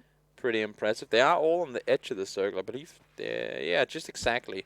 Kind of on the edge there. Have a chance to make a play off of the next one, but we'll see, of course, where it's headed. Soul down to just 2 players, playing it extremely careful.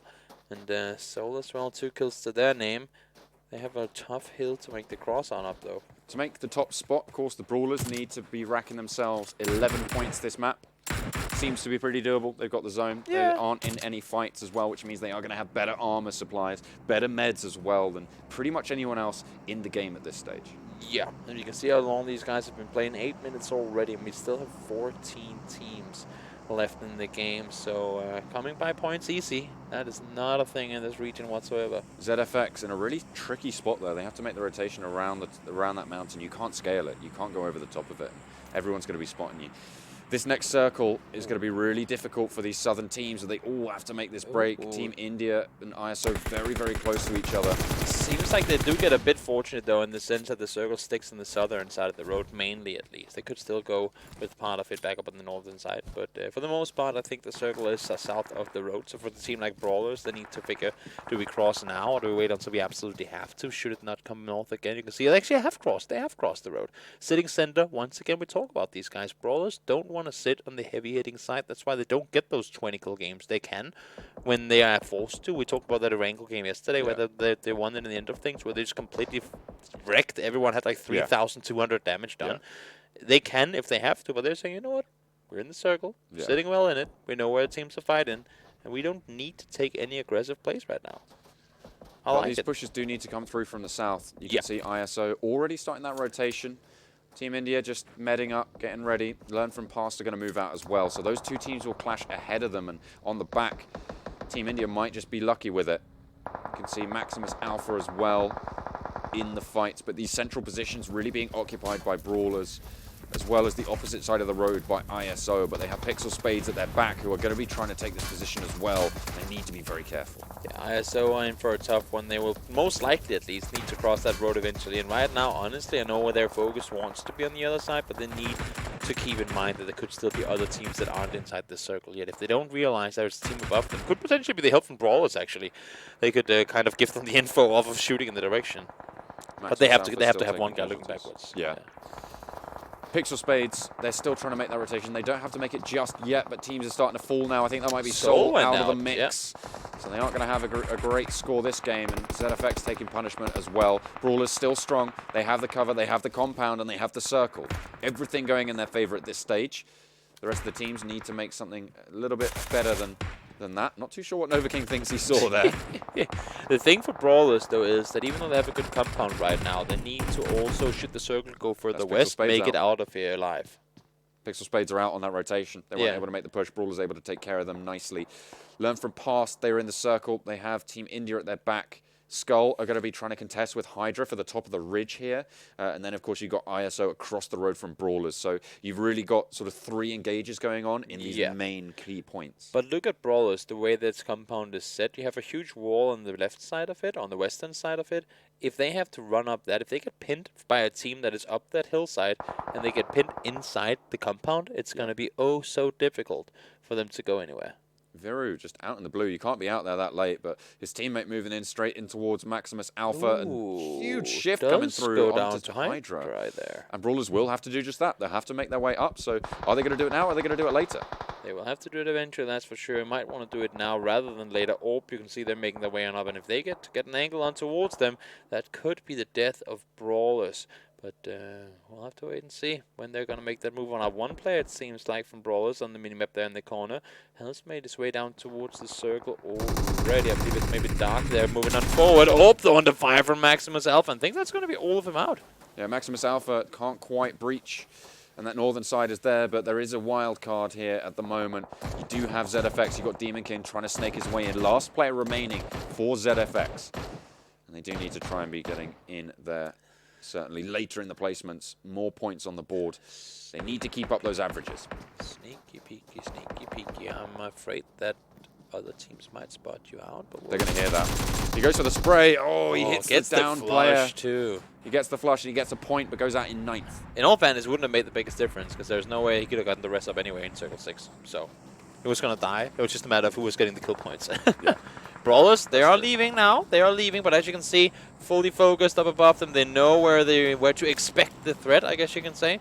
And they got to get up there quick if they want to be able to contain them. But a team behind them is pushing on over the road now too. But the thing is, all of these teams are going to be pushing now. So the Brawlers know they have decent cover. HYDRA, really the team under threat at this stage. They have one down. Joker and Godkill down towards the valley. And they have their other player as well, Bishma, there.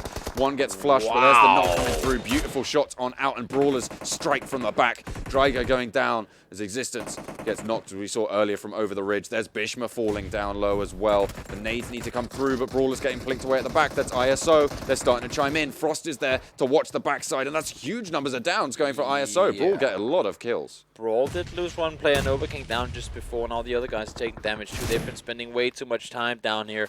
Coming soon, trying to stay put. Still got 5 kills in the bank. Make that 6 in just a second's time. There you go. Not going to be easy for them though. White, you can see barely any HP remaining. ISO and Brawlers, they're going to be running side by side trying to get out of here. But they have learned from past, and HYDRA on the other side holding them off. But the problem is, though, ISO are trapped behind a corner. Brawlers know exactly where they are. They can just nade it out. They are going to go down and out, so now Brawlers have this flank. Ooh, not quite able to get the spray down onto Learn From Past, but the rest of the team is there. What else can they get done? But another knock is going to come on out. Dark falling down as well, as the Brawlers continue to try and flank around, but they trade it back. Finally, they're still standing. Encore gets flushed out, but all of them very, very low now. See, they know where each other are up there by the minivan, but nobody really wants to do the engagement. Frost just reload! That's going to be the guys from Brawlers out in 6th place. That's a unfortunate misplay right there. But that does mean they are confirmed to be in the first position. So nice performance from them. They've locked themselves in just above Team Insidious. So nicely done there. They can still get more points too. Pardon? They can still get more points too. Exactly. Yeah. Exactly. But they're definitely going to be in first now. Yeah. And I'm not seeing anyone off of 2 games, make that 3 with this one, be able to catch up to them. No, I think the second team behind them at this like stage points is 231 from the Indian Tigers, and of course they don't have any games left to play. HYDRA, the only ones who could strike out, on 218. So it's going to be really difficult for them to catch up at this stage. But HYDRA, they are sat atop the hill, and they have a decent shout into the rest of this circle as the shift comes to them, as well as Learn From Past. And again, it doesn't really matter when we talk about this. It doesn't really matter how many points you get here. It's as long as you qualify, right? So even though you can go first place here, you can still get eliminated in the finals. That's something you got to keep in mind, that it ain't. I mean, you got to do well, but you're not required to pull off insane numbers as long as you qualify and make it through, because it's all going to reset coming into the next round. Something we were tracking at the start of this is which teams need to do well. Learn From Past, they're still in the circle. You can see they get another knock as well. That was actually MegaStars doing it. But if Learn From Past, if they jump a couple places, that's going to mean that GodsReign are going to be out confirmed. So with the placement that they're on at the moment, I believe that they actually already have confirmed that. 3 teams now left standing for the MegaStars. It's Learn From Past, and it's HYDRA. And look at HYDRA. They've been playing it off of this position for so long, and everyone's been fighting on the side. But as you can see here, every single time these guys go to peek something, other guys on the side and start shooting. And that's why they only have 2 kills so far. They just have not been able to engage in any of these fights because people have constantly been aware of where they were. But with the placement value that you're getting, there's no reason to go for these fights either. So they're getting a lot back. MegaStars really the ones taking a lot of punishment at the moment, but Bishma is going to go down as well. They get knocked out, but the med's starting to run dry for them. MegaStars taking a lot of punishment and learn from past, actually in a decent spot here to move forwards. Yeah, it's going to be an interesting finish off. It's kind of the Triforce kind of thing. Everyone in each their corner, the triangle of death. Where's that last circle going to hit? Who will get the benefit? It is a center dot, as we can see in the kind of in the high point of the circle. It does go downhill towards Mega, but now you can see Joker make his way on down. They have a little bit of utility, throwing it on forward here too, trying to see if they can get themselves some finish offs. And I mean, it looks like Mega are really low on HP too. You see that smoke just giving them a little bit of power there. No armor in this crate. Either. There's no armor in this crate for Mega. Oh yeah, there is. Oh wait, no, he just dropped it on the floor. He was waiting. But it doesn't have any meds at all, and he's half HP. What is it with you guys not having meds? I don't know. Maybe, well, it is late in the game. A lot of these meds have been used. That is true. There was of course, with the harrying on the rotations, they're going to be chunking away at those meds. So, with a lot of fighting, we'll see what they can do. There's another smoke being thrown out from Paradox towards the HYDRA position, but GODKill looking for the spray onto Snacks, not quite able to get it. GODKill still has an iron sight on his AK. That's a kind of unusual. Paradox gets taken down. He did manage to get himself one knock though, and now he's going to see if HYDRA potentially want to engage on this. All of the knocks coming in, and I think they do. That's going to be one team eliminated. It's going to be now 3 versus 3. Yeah, Learn from Past able to get 19 points for their placement, but now it's on the MegaStars to try and push up to the HYDRA stronghold. Leo, you can see he's very, very central. They have got a decent shout, but here comes the next circle in just a second. Yeah. See what they're able to do. Who's going to get shifted away from. This crate actually is very strong cover moving into these next It's the only cover. But the circle is already closing in, and I believe they'll have to continue moving forward as we can see. Yep, got to keep going. Got to go fast. Got to try and rattle off some shots. But that's going to be it. HYDRA hold strong on the top of the hill. They have a good showing towards the end there. Get themselves 5 kills, so a pretty modest first place, but they do it nonetheless. And it's going to happen for them. Learn from past, though. They have made sure that GodsReign is eliminated. Yeah, first team to go out, and that's just the way the cookie crumbles sometimes. Yeah, that's just how it is. Yeah, unfortunate for them, but of course they were sat down there, and they are the first to be confirmed in the red zone. I mean, we're hitting the point with just 2 games to go on the entire semis, where obviously some of these teams will start to pass, and the teams that were below off of the first 16 games will be taken out. That's just how it is. Yeah, let's take a look at some of these highlights. Of course, this early kill onto Scout was unfortunate. Yeah, that's a rough way to start the game. Yeah, it's not how you want to go, but SKUL able to pick up the kill there. Nicely done. Nicely done indeed. Now, game did end in the open, as predicted. Usually it does on Miramar. But we did have some interesting shifts going down on the southern side, and then the circle started coming back up north towards Las Leones. Not something you see very often, but always interesting to make sure to keep these guys, what can we say, keep them at on their tippy toes, circle-wise, not just any guaranteed center basic circles. No, they went all over the place. Well, I mean, speaking of being on your tippy toes, the entire story was really this rotation, this mass migration from the northwest, where a lot of teams landed. We saw them drop out quite late. You highlighted it actually on the drop, and as everyone made their way down southeast, as there was 2 shifts southeast, everybody was fighting and everybody was going for these players, and this really just sucked the meds out of the game. And I even said in the beginning of the game, they can just rotate down through El Pozo and now towards the shoreline and going from the west side. Yeah. That's easy enough to execute in the first circle because you have so much room. Yeah. But they all did that. Yeah. And then all of a sudden, as we saw that circle go east, Brawlers were the only team on the right side of the road. You had like 13 teams on the left. It was like, holy cow, how is this ever going to work out? And that's one of the reasons that we don't see any one team with a ton of kills, because the teams that did get kills also got eliminated immediately after because everyone was fighting on the west. Well, speaking of a ton of kills, though, Learn from Past, they got a decent number in there. And yeah, they got the 9 or 10, I with believe. 9. Like, they weren't necessarily high kill games, but they weren't low kill games either. True. Here are the results from this game. Of course, GODL again with their second 0 on the trot. That's not going to do them any favors. Not at so that's all. unfortunate for them. Seoul going out with just 6 points as well. Not optimal, of course, off of the win that they had in the previous match. But they'll look to get themselves something going when we go over towards Erangel for the final 2 games on the day. Maximus as well, 9 points added to it. 3 kills just coming in for them. But for all these teams, I mean, that's what it was. Kills spread across all the teams, but it was just, I mean, every time you think you have an engagement and you know where your opponent is, you kind of miscount the last 10 players that were behind them, and it just gets you killed so quickly. Yeah, and there, of course, HYDRA sat at the top with 35 points, 5 kill points coming in for them on their Miramar game.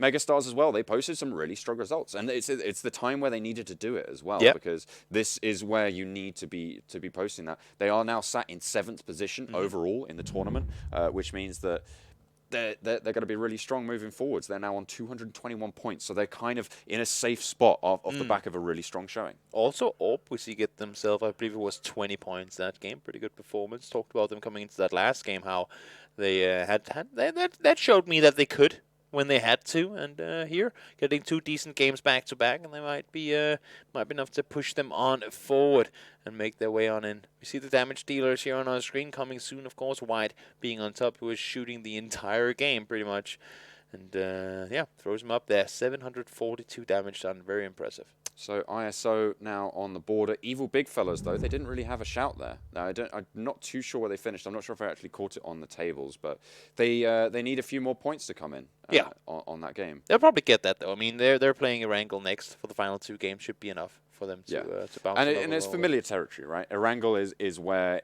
PUBG started, right? Everybody should be pretty familiar with how it's going to go. Oh, yeah. So a team like Evil Big Fellas, who not necessarily the highest averages coming through, they're doing decently. They're putting in the work, and they are actually doing pretty well here. They're on about a 14-point average per map, and that should see them right over the next 2. Yeah, I mean, they're doing far well enough to make it in, and I would be very surprised to see them not do it, like not make the qualifiers. But then again, I mean, we're looking at teams now. For example, looking at a team like GODL. Officially, they're going to be out. There's no way they're going to qualify. Yeah. We saw them hot drop Seoul this game. If they start jumping on the heads of some of these teams that are still kind of on the brink, that could be them getting eliminated because of it. They're going to be playing the demons. If we ain't making it, you ain't making it either. Absolutely. We're going down. You're coming down with us. Yeah. We'll see how they're able to drag that one down. But, of course, the Brawlers officially confirming themselves to be in that first spot. Barring miracle plays coming out from HYDRA, they're pretty much safe and secure at the top spot. Oh, yeah. Although, as well, Insidious, really, really strong. Of course, they've played all their games so far. And coming soon, they're still putting up the numbers. There. Team Seoul pretty safe there that you saw as well. Yeah. Really well done by them throughout this game. But, yeah. Yeah, we're doing pretty well. So that is going to see us to the halfway mark, of course, in the PUBG Mobile. Yeah, of today, of the PUBG Mobile Club Open. Of course, brought to you by Vivo, by the smartphones. As you can see, the V15 and the V15 Pro unlock at the touch of a thumb, and the front-facing camera just pops on up there. Get in a selfie, get that one done. As you can see, you're very enthralled by this, Toby, aren't you? You can see, I'm enjoying my time. Are you? To the fullest, yep. Fantastic. There we go. Yeah. That's definitely a selfie. You got to put all the, isn't that the thing right now on social media, that you look like a baby or a guy looks like a girl, or all those things? On the filters, yeah. We'll see. Yeah, well, I'm sure it could do those as well. Yeah, I'm sure it can. I'm sure it can. I haven't double checked, but we're gonna, we'll see. But of course, if you want to find out all the stats, all the standings, they are live and up to date on the website. You can head over to clubopen.pubgmobile.com, and you can get all of that juicy info, all of those statistics, and break them down however you will. And if you want to check out the replays, all of the matches that so far for a whole tournament, not just for today, not just for this region either, not just for India, but across the world, across all of the regions that we've got playing at the moment, you can head over to the YouTube channel, which is PUBG Mobile eSports. The link down below on your screen is just below me. But for now, we are going to head over to a break. We are now halfway through the final day of semi-finals. It's the crucial set of maps. It's double helping of Erangel. And when we come back, we'll see how these teams are going to lie. On the 1-year anniversary of the game, we're here with you to witness the honor and the glory.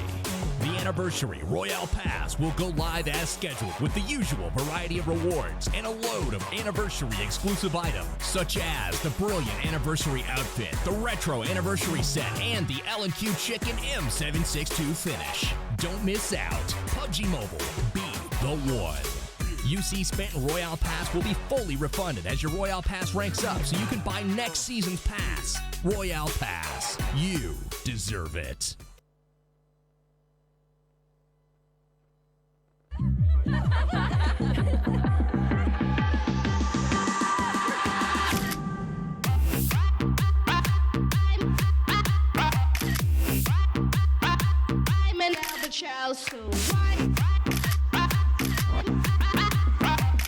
Hey, where's everyone? Capture the night with triple rear camera, 48 million quad pixel sensor.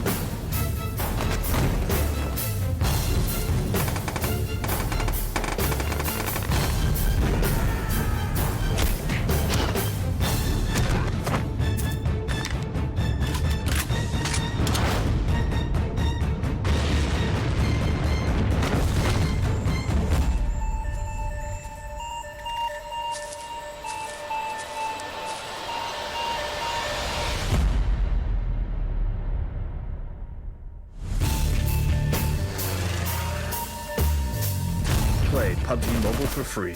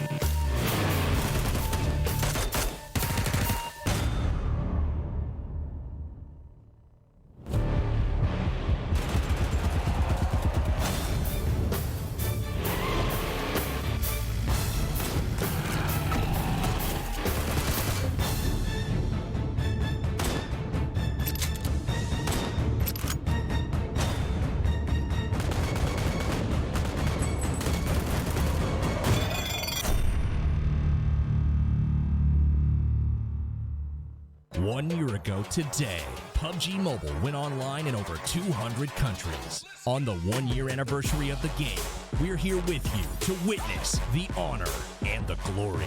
The Anniversary Royale Pass will go live as scheduled with the usual variety of rewards and a load of anniversary exclusive items, such as the brilliant anniversary outfit, the retro anniversary set, and the L&Q Chicken M762 finish. Don't miss out. PUBG Mobile, be the one. UC spent in Royale Pass will be fully refunded as your Royale Pass ranks up so you can buy next season's pass. Royale Pass. You deserve it.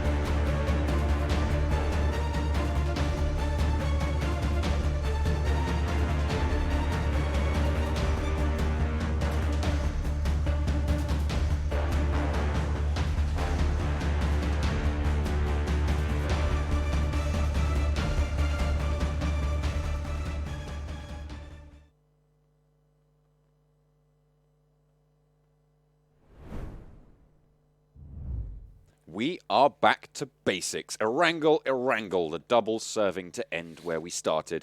It's the end of the semi-finals, and these teams are really starting to lock in those places. My name is John Allen. With me is Toby. We're going to be finding out just who is going to be going home. Of course, we're going to be saying goodbye to 8 teams in not too long. And of course, I have my number cruncher over here. That's the guy there. And we've been looking at some of these teams. And again, the 2 games remaining. Everything can still happen. But there are some teams that are sitting right now, most likely, I would assume, at home, watching, because they finished playing yesterday. Yeah. Like this. Please just die immediately. Yeah. Please just die immediately. Wait, who's the in-game leader on GODL? Can we call them and be like, hey, guys, how much can we pay you to jump on their faces this game? Of course, that's probably not going to happen, but really they need something to go their way. And you can probably go more in-depth with who we're talking about. Yeah, so the teams that we're looking at that are at risk of going home from the teams that have played yesterday are SWAT official, RIP official, and DAKU official. A lot of officials. A lot of officials, they're at risk. So their counterparts playing today, Evil Big Fellas, ZFX, and SKUL, they are all currently sat in the red zone to be eliminated, but of course they have 2 more maps to play, and they don't have that far to go. Evil Big Fellas need more than 5 points. They're going to take away SWAT official's spot. That's going to happen. We're going to see, right? Yeah, probably going to be seeing that, so we're probably saying goodbye to SWAT official. If ZFX posts more than 24 points, then we're probably going to be saying goodbye to DAKU official. And if SKUL, if ZFX do that, and of course if SKUL do that as well, SKUL posts more than 28 points, then we're going to be saying goodbye to RIP official as well. RIP in the safest spot, but it is not very safe at all. Not safe at all. Here 2 games and 30 points total. You can see it right here. And even just, I mean, also looking up from them, we talk about how the difference making is, right? For RIP official and for ISO, they're tied. Yeah. And they're just 2 points up to Team India. I mean, honestly, over the span of all these games, RIP can now be sitting. If they don't qualify, they could be like, we could have qualified with 3 more kills. Yeah, they could have done it. But, of course, ISO still 2 more maps to play. Team India, 2 more maps to play. So there's a little bit of a buffer there. 204 points is really the next jump up. 8-bit is also done, right? Yeah, 8-bit has finished there, so they are locked in at 204. So that's the next sort of step up. So it's as only you say, 6 though, points extra. That's only 6 points, right? Yeah. So, you know, that's 2 placements and a few kills, right? Over the course of 16 games. Yeah, it is... It is going to be extremely down to the wire, and that's why we talked about the other day as well, how every single kill matters. We talk about it's a placement-heavy game, and it is. You want to stay alive, because if you don't, then you ain't even going to be in on that screen of yours right there. You're going to be far down in the bottom. Yeah. But as much as the placements are your foundation, your kills are the painting on the house, the chimney, the everything that comes with it. And you can't build a house only with the foundation. You need those walls as well. You ever played The Sims? It's like when you buy the house. Have I ever played The Sims? It's like when you buy the lot without the furniture, right? Yeah, that's your placement. Yeah. You can. It's fine. It'll work. It'll get you there. But it's nice to have a little bit more. You know, get a nice rug, lay a nice rug down, hang some drapes, and make sure that you gotta get things going. Especially, I mean, right now, it's all about top 16. Whether you get 16th or you get first, technically doesn't matter because it's all nullified. I'd like to see a tournament where, from the group stages till the actual final event, you get some sort of a carryover from, like, there should be some sort of reward of winning the group stages, I feel like. But that's not the case in this, so let's not discuss that much further. Plane does go simply northeast to southwest across the map, so not a whole lot to say right there either. But just to add to it, I mean, you only need to get 16th. Yeah. I'll tell you what, this drop is going to be interesting for me. I want to see who's going to claim Pachinki. You're coming soon. Weren't known to contest 8-bit there, but because 8-bit aren't in it, are other people going to be going and trying to take that one as well? I mean, GODL dropped Picardo last game, right? So wouldn't Pachinki be the go-to this game? That's true. Yeah, it could be. Or Rosok, or maybe Yasnaya. We'll have to see where they're going to go. Military base as well. That can pretty much entirely go to SKUL and Team India, because that's where they like to drop. So that's going to be a pretty normal setup there. The question is going to be whether anyone wants to commit to military, because it's too far out of parachute distance. So I'm not sure anyone would want to go all the way over. We'll have to wait and see who's going to be dropping out. HYDRA look to be going late. They tend to loot over just a little bit north of Quarry, north of Primorsk on those flanks there. You can see there's Team India. They are dropping out for a military drop by the looks of things. So we'll see what they're going. Coming soon, you can see they're going to be the ones descending onto Pachinki. Where's GODL? Where are GODL? Where looking are those, for them. where are those absolute madmen? There is a possibility that they didn't even load in. We have seen that before. That would be unfortunate. Yeah. Because not only, I mean, of course, it's a fair admittance in that you didn't qualify and that's it. But technically, you're kind of screwing over everyone else because that's kill points that they ain't going to be getting. But there are 64 players on the server, so it's just us being blind. They are here. They are here. They are here somewhere. Always play it through, guys. Take the loss with your chin up. That's... Sorry, it's SWAT who always go to Military Island with Team India. Yeah, not Sky. SWAT, they go down there too. They like to do that split thing where they loot all the compounds around the military base itself. I was wondering why we weren't seeing them go down there. I was like, oh no, that's SWAT, not SKUL, which is why that's they're a there. naked man from ZFX. Certainly is. So ZFX needs themselves a good game to solidify a spot. And we already have damage done. Did I just jinx them? You definitely did. Yep, definitely Sorry! They need a good game and they're dead. Well, there's 1 point on the board for Evil Big Fellas, which is one of They our teams also need to watch. a good game. Yeah, well, they don't need actually that good of a game. They only need to post 6 points in the next two maps. Yeah, well, there's one of them already. So SWAT official, they're going to be sat there really unhappy with that one. GODL, There's they're GODL. going There with they are. Soul again? They're just going to try and drop straight on top of Soul.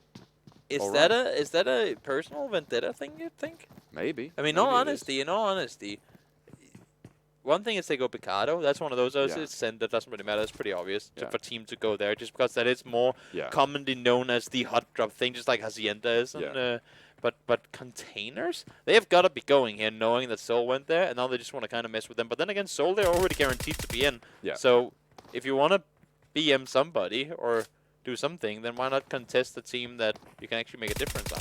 Yeah, it's just interesting fun? Maybe GODL are trying to just get some scrim practice. Oh, I was going to say, maybe GODL, they know that Soul are the more famous players, and they know that Soul will be looked at. So maybe it's just because they want more screen time. Maybe so.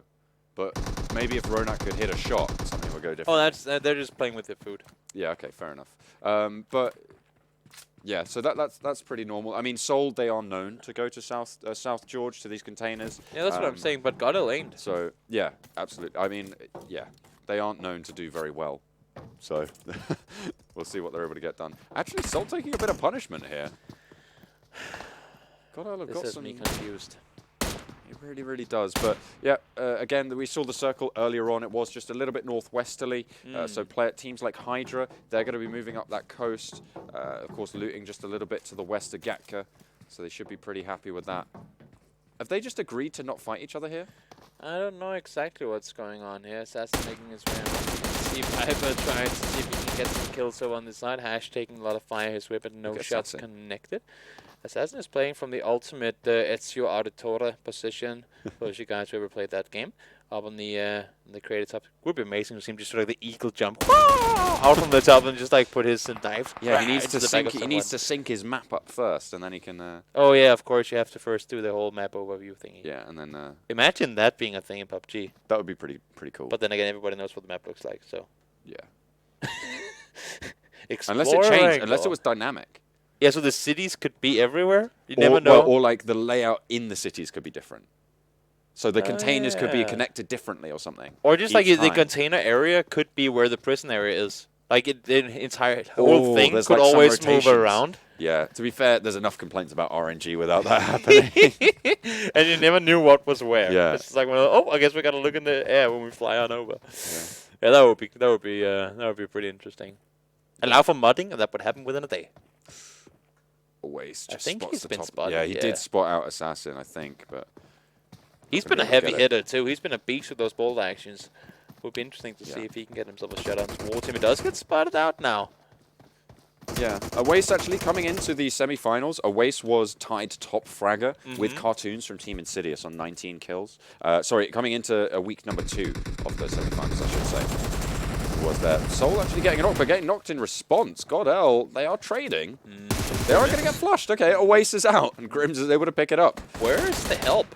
Now Viper peaks. You might want to do that before your teammate gets killed. I mean, maybe. I've just heard online from someone that it was a good idea to help your friends before they die. Are you sure? That doesn't sound right. I know. It's just one of those things that that sometimes you're told, and you're like, Curious. Curiouser and curiouser. Yeah, but this might actually be one of the real ones. Yeah, maybe. Yeah. But Soul, they're still in the circle. They have plenty of time. This is smart from Viper. He's taken off his helmet because he knows that if he gets headshot, it won't damage the armor. He's not going to be able to stop a Kar 98 shot anyway. Wait, the Witch Hat is a helmet? Or did he just take off the witch I hat? thought it was just a skin. Oh, I thought he had a helmet on. No, he had a witch hat on. Oh, what? I didn't even notice. I mean, I definitely knew that there was a witch hat in play, but I didn't realize it was on him. I'm pretty sure that he had it on his head. And also, if he gets headshotted, then he gets Oh, he knocked spots it. instantly. Oh, no. So maybe that would have been a bad idea. Yeah. I think the reason to take off your witch hat is that he could have seen him around the corner because Yeah. he's so big. But if he's wearing a helmet, then that would cancel a headshot one shot. So that's a dangerous thing to take off to stay alive. Yeah, it'd be That's interesting to see how the rest of the map is shaping up, because these two teams are sort of not really getting too much looting done. But GODL is getting their screen time. Yeah, Gotta say, absolutely. yeah, if that's their goal, then you won. And that's a container. Yeah, that's not a shoe. It's not a foot. Grim's going to take the shots nonetheless. Assassin's still on the high ground. He is going to have to make his way down there. It's a very difficult position for that to hold. You have to have a large amount of confidence in the rest of your team in order to hold that I hate spot. this area for multiple reasons. That Yeah. being one of them. I don't have confidence in anyone. No. or I don't have a team. Do you have confidence in yourself? Depends on what I'm doing, what Yeah. activity I'm kind of engaging in. Okay. Well, Yeah. Assassin plinking off some shots towards Viper. And again, this is just a kind of a Yeah. standoff. Like, no one's really going to go down here. The bad thing about this is, I mean, now again, Ghost got their out and Soul are in, so Yeah. this fight doesn't matter at all. Yeah. Technically. But the thing about this area, as I was going to say Assassin got before, ooh, there's not. Oh, there's the eagle. Oh, there's there's- the yeah. eagle. It's literally Ezio.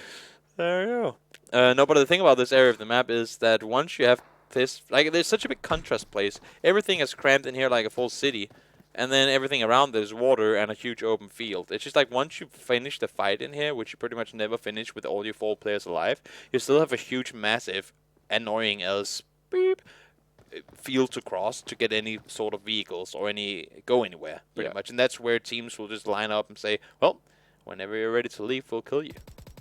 Philo going to try and make the break up the stairs. Viper got him in his sights. Isn't going to be able to land the spray too much. A little bit of damage coming through, but not quite able to get the knock. I was gonna say, is he actually expecting this to work? I don't think he was expecting it to work, but somehow it actually is. Yeah, it stops the res though. Not too sure on that one. Grim's right next to Viper. He didn't hear it out. It's going to get knocked down. That could get the flush as well if Viper's fast. If Grim's is fast enough here. Yup. They lose another player. GODL actually bringing them to task here with the res on Assassin. They have the overlook, and now it's Ronak and Mortal getting taken to task by objectively the worst team in the tournament at this stage. Yeah, you say that, but Ronak does have a saying in what's going on, and I'm kind of wondering for both Soul and for GODL, are they gonna go here next game? Maybe. That's a good point, actually. This is Soul going to risk it for potentially 4 points, essentially, because that's the reward you're looking for. But here we go. Finally, we get a look at the They're rest inside of the the map. circle, so You can see Team India have made that rotation across the bridge. ZFX over on that eastern bridge trying to hold it down. PixL Spades are going to be clashing a little bit with the evil big fellas. Of course, one of the teams that we do need to be looking out for. SKUL and ISO on that eastern front are fighting over the edge of the circle. But over to the north, you've got Learn From Past, who are over there just trying to get stuff done. SKUL and ZFX, 2 of the other teams that we're looking at, along with Evil Big Fellas, to try and knock some players out, or knock some teams out of the tournament. wow, look at Grimm's barrel. One of the better up-close weapons and full level 3 gear. I mean, he's ready to take a fight here. Honestly, if I had that gear at this point, and he knew there were players in here, I would just be sending it forward too. So it makes sense to taking the fights if they've been landing on this gear to begin with. But the reason they're here to begin with, I can't really, I can't seem to find it, because they must have known that it's Soul. It's just too coincidental that they found both of them randomly, right? Well, there we go. They are out in the blue, and that's going to be a knock onto Silverstone. They should be able to rotate in. They do have some vehicles for SKUL, but that's really good to see. Another knock over onto Assassin as well for Ronak. He's just churning up those damage numbers. Yeah. Payne losing a few players over towards the Brawlers as well. Yep. Of course, already confirmed to be in that top spot. The question is, how far can they extend that lead? It's pretty much all for honor at this stage. See what they can get done. I'm sure that at the finals, they'll do like the global finals, so they're like, who had the most points in the semifinals? And they'll be like, ah, we won. Hey. Why not the regional finals? Because... Or over the whole tournament, maybe. Oh, Who yeah, had the that most could be a points over thing. the whole That could be a tournament? thing, too. That'd be nice to see. But the nade's starting to rain out from Team India over towards the Maximus Alpha squad. They are a little bit split up, but you can see there's 3 players there. They are going to drop a smoke over towards their UAS. There's a player out in the field. I believe he is knocked at this stage. It's Omega. Yeah, that's not going to be a rest coming in there for sure. Well, yeah, so this is why they're popping the smokes. They want to make this break backwards to try and pick up their teammate. They're actually going to run out into the field to rest him. That is going to be so dangerous and risky. It really is. It really is. But Team India, they don't have the vision on it just yet. And I don't think Omega's going to be able to make it towards them just yet. No, seems like they'll have to settle with what they got. And in all honesty, I mean, it's not the worst situation to have this good of a center spot in the circle. Sure, you only have 3 players alive, but don't risk it going down to 2 because you cannot hold that compound with just 2 players. So take it to your chin, say, you know, we lost that 1 player and getting this really, really good spot, and just deal with it. Evil Big Fella's riding on by Pain eSports. Ooh, shall go down. They get knocked by Brawlers, actually, That's who are somewhere in the hills. Oh, that's disastrous for King.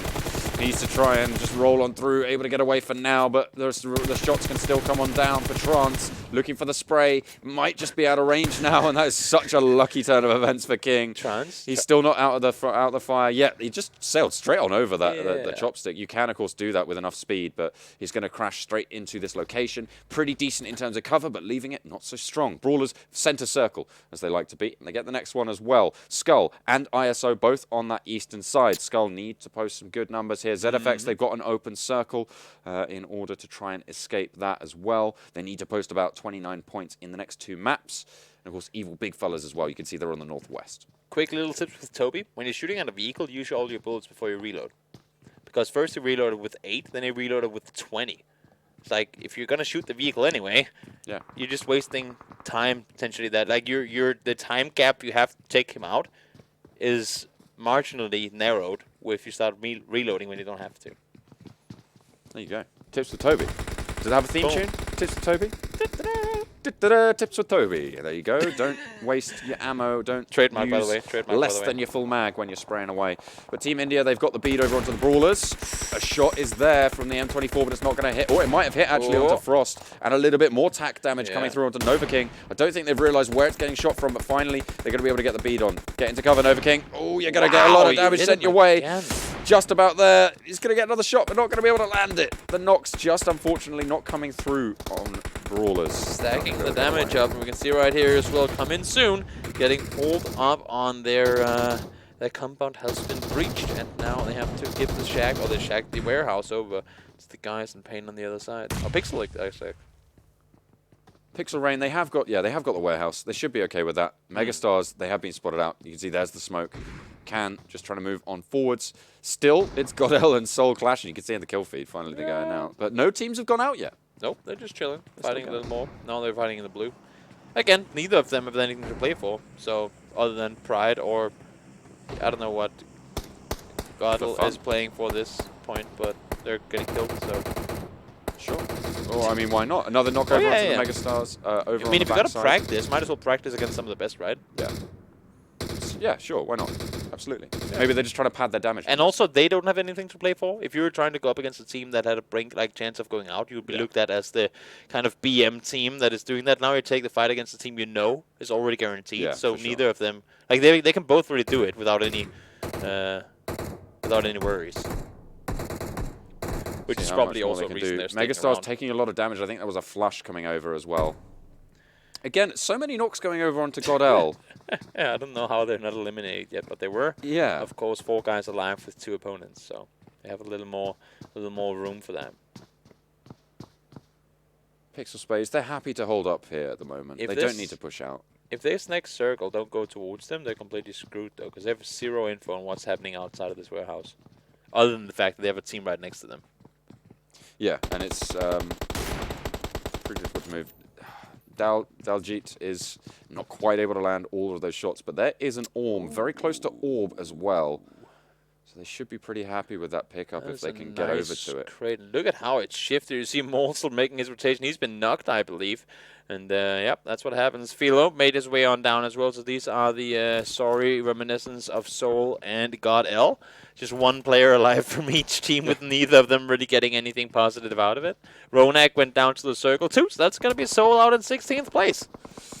They got to go down. Okay, fair enough. They've got enough points to be pretty safe at this stage. They're in it. They're pretty secure in their position. So we'll see. This next circle, or it shifted south of the soldiers before, and it's gonna go into this really open field. I mean, it's really not a good place to be forced into. Now you can see we got coming soon on their rotation. 3 guys in 1 vehicle. Oh, make that 2 actually. Make that 2. Never mind. They're playing it well. They're playing it smart. They're smarter than me. Sorry. Okay, there we go. 2-2. I like to see it. They're going to roll across just the borders of the fields a week, but learn from Passer at the top of the hill, so they Yeah. might have a little bit of trouble there. Maximus Alpha, they're still in the fray. Pretty low down on the scoreboard, though. They have a long way to go. Need to post some really strong results. They're just driving through here. They're like, we're not going to fight. And then now they are stopping. Take the fight with both Mega and I believe, wasn't there one more team up the hill here? Or Coming was it soon, just yeah. them? Learn from Passer. Yep. तो 3x इसको दे देना ही game पे वैसे भी नहीं चलेगी And now we get in-game comes. Yeah, there we go. We're going to see what they're saying to each other, but learn from Pass, take the first knock. That's coming soon. Actually making the best of that push, getting a knock over onto the MegaStars as well. So now they can start to ramp it up, and they might just be in with a shot of taking this eastern side of the circle. Yeah, Mega lost 2 players already. Learn from Pass. It's one of those teams that wants to get some additional points here. They need to stay alive in order to do so, though. Oh, swag. Down to minimal HP. But lives to see another day. Snacks is already down to just 3 players up and alive. Just going to get that. Now the MegaStars on the on the northern side of this, sorry, a little bit further into the circle than coming soon. Of course, this zone will start to push them in. We're down to 14 teams now, but it's still a little bit early into the game for too much more to happen. Yeah, there's still some room to work with, but then as we say that, there really isn't. I mean, that's the thing, right? You have a huge field that's part of the circle, and that just forces teams to say, nope, ain't gonna happen. That's kind of water in this situation where you really just don't want to go out there. So, as we say, there's plenty of room looking at how far, time-wise, we are into the game and how big the circle is. There really isn't, because the majority of places available within the circle aren't, like, they are available, but you can't play from them. So you have one compound. You have a compound west as well, and you have all these open fields and a couple of hillsides. So that's why they're seeing these engagements happen. We normally talk Circle 5, Circle 6 for the Chaos. Here, happening already in the preview to Circle 4. Coming soon, they are staking their claim to the top of this hill, though, and Oh, yeah. learn from Past a little bit dismounted at this stage. You see the loot starting to come on through, but again, quite low meds for a lot of these teams. Paradox is left behind too, it seems like. I think there are other players. Swag and his teammate managed to get out of here alive, but they kind of left Paradox behind. Evil big fellas are down the hill, so if Paradox actually takes a fight here, they might just be able to push up and see what they can get. They are quite a way away, but they might just be able to get the beat on. Coming soon, taking a lot of damage, actually. Yeah. I think that's from the MegaStars as they start to push. Yep. Orb actually chiming in, so a long way away. And really long Wow, range that's shot. all the way down from the compound. Yeah, but there's Paradox getting the spray onto existence. They're going to know where he is now. But he's right on the edge of the circle. He has the zone. The rest of the team, though. The green shoulder pads for the camouflage. Oh, yeah, he knows exactly what's up here. The knock actually did come through into existence. I think that was the play Yeah, zone. the circle taking him down. And now Circle goes even more into the field. And of course, Brawl gets it just for the sake of things. Ooh, Paradox, though, is getting plinked away. I believe that's Orb. They are going to get the knock. Oh, no, that was Evil Big Fellas. And they are going to be able to get that one down. It's actually Encore over on the north side. Okay, they are completely split up. I didn't realize they were so far I was looking apart. for him, but I couldn't see him anywhere. But this makes sense now. So they flush out Paradox, and now it's just Encore snaking away in the field. Evil Big Fellas, of course, able to pick that one up. Nicely done. Another point under their belt. Closer and closer they get to eliminating SWAT official from the tournament. MegaStars. I mean, in placements already, they should. No, 14th is what, 3 points? If they get, yeah, they have 2 points on board at least that we've seen. Yeah, so they need to get 2 placements higher to get themselves placed. We'll see. Yeah, we'll see what they can get done. But the MegaStars, they're rattling off the shots towards coming soon, able to take down the flush, and coming soon they're rotating in the Dacia. It's not quite fast enough, but they just breached the lip there. And they are going to be able to get away with it for now. Final boss and Leo, not quite able to take them down just yet. Not just yet, and now they have a really rough run to make on forward here as well. You can see the entire open field out in front of them. It's going to be ever so difficult for them to get anywhere from here. SKUL get eliminated. They didn't need a better performance than that. Of course, they are poised to try and leap themselves out of that red zone, out of the elimination zone, to try and get a little bit more done. But unfortunately, they go down in 14th. So not the best start, but they still have another map to prove themselves. See, Aladdin tried to make the drive on the way there. Probably would have wished he had had his magic carpet in this situation. Not really the optimal situation to have a US to hide behind down there. That's not the sort of world you want to be shown, unfortunately. Yeah. Oh, ZFX is going to try and roll through, and he just goes straight into PixL Spades. Okay, and that's Piano Guy just going straight on down. That's a strategy. You're right, it is a strategy. Yeah. Fair enough. We'll see what they can get done. But, oh, PixL Spades, they get blown up by a beautiful nade coming in from Aladdin. Just lobs it down. A lot of damage found, but HB is still there. And he gets taken down. Wow, the entire Aladdin. team wiped. Ginny provided him with the explosives needed, and he sent them over the hill. Yeah, cheers for that one, Mr. Williams. Not Will Smith. You go away, Will Smith. Rest in peace. Yeah. But ISO now, they have the position on this the eastern side of the circle. Contesting it a little bit with Team India, but they have their own problems to deal with. Orb trying to push onto the zone. You see ZFX, I think, getting knocked down there. Viru is there, but still has a teammate somewhere in the fray. SKUL, oh no, SKUL is still going. Yeah, Ashes is in the mix, trying to make his way on forward, but he has to get inside that circle because it's only going to start doing more and more damage. You can see he is far down on the side, and now he's actually gone out as well. Yeah. Circle took him out in the end. That tree didn't grant him enough cover, and here's more water. Yeah, the rotation coming in from Brawlers, this is very difficult. They've got open fields just sat right in front of them, and they have to push all the way across. So it's going to be really difficult to make that push, but they have a lot of teams going to be having to do it with them. So the rotations north and south cannot happen in the way that they'd like. Where Orb sitting currently in the standings? On the leaderboard, Orb are sat in 9th. They Okay, are so they're already guaranteed. Yeah, they are on 210 points. Yeah. So They're moving forwards. They're in. ZFX taking more damage, and actually Sangwon getting knocked for the Brawlers. Yeah, learn from past the ones to deliver damage. Also one of the teams that we were to look for here. Correct me if I'm wrong. No, I'm wrong. they are. Yeah, learn from past is actually just below Orb. Okay, so they're up there as well.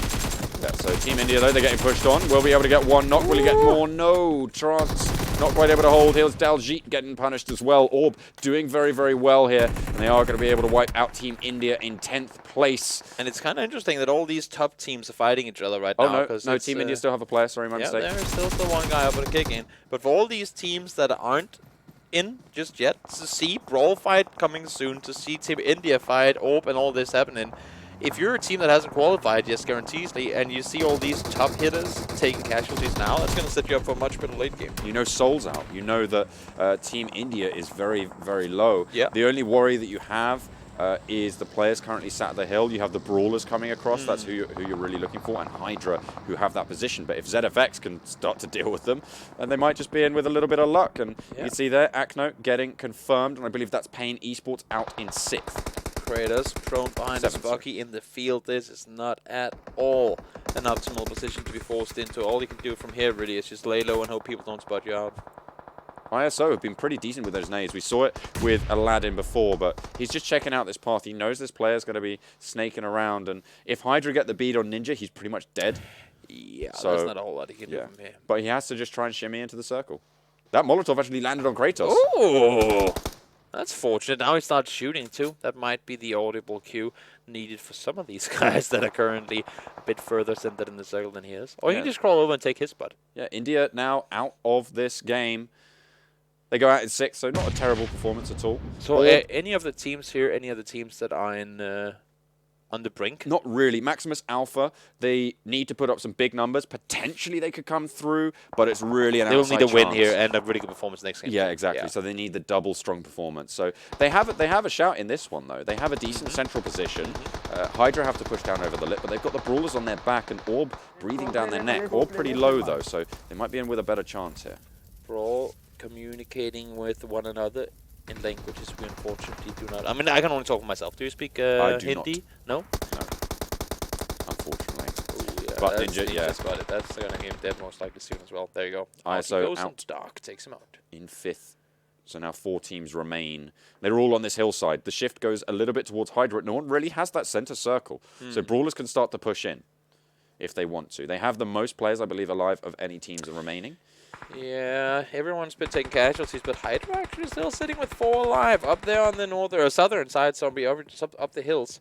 4 guys alive and 9 kills already. They already have a win today. Oh dear. So being able to do more here would be absolutely insane. Yeah, Maximus Alpha out in 4th as they get eliminated from all sides. Brawl and Orb just teaming up for that one. HYDRA, though, they still are kings of the castle. Actually, Brawlers with 3, so it is HYDRA with the power at the moment on the top of the hill. Brawlers 11 kills though, playing it oh so well. Now they have kind of taken a little bit of air out of the balloon. They're playing it safe, a little slower, taking the pace out of it.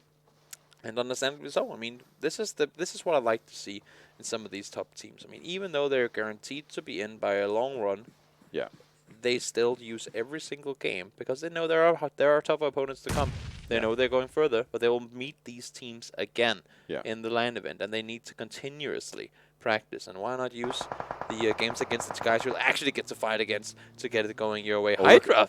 Oh, I thought he was going to drive it all the way over there. I thought so too, but no, Brawlers are getting shot on from Orb down the hill. So this is really good situation for HYDRA, but this nade could prove completely pivotal. If he's able to get the angle on it, you can see he's just going to stand up and get shut down. The nade was cocked. Does it blow up on top of him? But no. Orb lose one of their players, and now it's just Gatuk. The pin was popped, but no one was next to him, so luckily there's no team damage coming through. Timing. You might spot one guy, but you got to be ready to see more. Brawlers lose one more. God kill spots him out, and that's going to be the 12th kill. Make that the 13th potentially added for the guys here. Now it's a 3v1. Make that a 4v2. Oh, 4v1 with one knocked player. Here they go. It's just Dark on a sliver of HP. Nova King is down. He's not going to last too long. And it's HYDRA to close it out with a brilliant top of the hill camp. Decent kills coming through. 14 for them. Brawlers, decent kills as well. Nice second place finish. Maximus Alpha getting 4th with 0. That 0 on the board. They also had they had a second place with 0 kills today, didn't they? Or with 1 kill or something like that. There was something like that today. Pretty interesting. I think so. But of course, placement come first. You just gotta now that you get the placements down, that's when you can start maybe shooting some people too. Although they need more points than this. They do. Quite frankly, if they have any hope, they are very, very low down on the leaderboards, which I'm sure we'll see in a minute. But that's not really going to be able to catapult them up there, unfortunately. But it was a nice game coming out, and actually we saw again Brawlers play against a pretty tricky circle and actually do a decent rotation and make it work for them. They did. ZFX though, not the start they would have wanted, and then this entire GODL versus Soul kind of engagement had us both a little confused. But then again, I mean, neither of them really with a reason to care. Exactly. And I kind of like that they're doing a thing where they ain't screwing over people that are in either close to making it or close to not making it. Because they're just saying, you know what, we have already qualified or we have already not qualified. Yeah. And we will stay out here. This is our little fighting ground. And then maybe, who knows? Because this was a tie, right? They both got out of there with 1 alive. Yeah. So maybe they'll look to go to the battlefield once more next game. We'll see what they choose to do, because of course that was the containers on the south of Georgia Pole that they opted to choose between. There were some interesting shifts, and it was a lot of open ground. That's kind of what you said you wanted to see here. Yeah. In terms of the finishes, because you've got quite a lot of open ground, as you say, and it just proves how you can rotate around these circles, because India, we've said before, and we'll say it again, that they aren't the strongest when it comes to playing on terrain. They prefer that compound style, but we've seen that adaptation, and we're seeing the teams that have adapted do very well here. Yeah, and you have to be adaptable. That's like what we talk about consistency, but I think the most important word, especially when we're going to be going up in the global event at some point in July, in Berlin, and you get to see all these different metas, this entire melting pot of teams from all over the world playing against one another. Believe me, if you guys go to YouTube now and you look up some of the matches in NA, and some of the matches in Europe, some of the matches happening in Asia, you'll be sitting there watching. Even if you're a highly skilled competitive Indian player, there will be moments where you're like, what the hell are these guys doing? And there'll be moments where like, oh my god, these guys are so smart. Like, you get both of it, but believe me, these guys will do the same when they look at you guys play. So it's a very different sort of approach to the game from different regions. Yeah, and that's the thing as well, because everybody plays different, not only between regions, but between the whole thing. But here you can see some of the results. Of course, the Evil Big Fellas posted exactly 5 points, which means they are now tied with SWAT Official with 1 game to go. So as long as they don't go out in 16th or they get a kill, then they are set to be confirmed out, or certainly confirmed to be up and over SWAT Official, which will confirm their elimination. Of course, they are sat currently on 68 kills, and SWAT Official are on 14. I believe that's the tiebreaker. I'm not entirely sure. I'd have to double check if it did happen that they went out 0-0 on the next game, but we'll have to wait and see on that one. Of course, in the game, HYDRA posting 14 kills, 44 points. That's a good game. High-scoring game indeed. That's going to put them in second. So in third. ZFX needed 24, right? So they need 14 now. Yeah, they need a little bit more. And ZFX. then you had SKUL needing 28, and they got 7, so they need 21 next game? Yeah. Okay. So it's decent scoring for certainly for ZFX. That's very achievable to be able to get out there. And then 21 is also very achievable moving forwards. For sure. But you do need to have a really strong performance there for SKUL. We haven't seen a whole lot from ZFX today.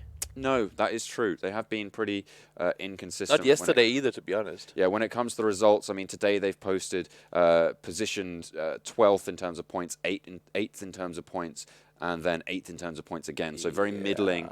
And yesterday as well, I believe they actually played on the first day. Oh, and yeah, of course. They were 14th, coming in at 12th and 14th and 9th. So really not that great. But it's on them terms of this today. weekend's It's performance. on them now. It's a doable amount of points to get in one game. It's a second place without any kills, or it is a, let's say, 4th place with 6 kills. That would be it. Yeah, so that's really what they're looking to post, of course. We are down to our final game next. So all of these points really starting to consolidate. Yeah.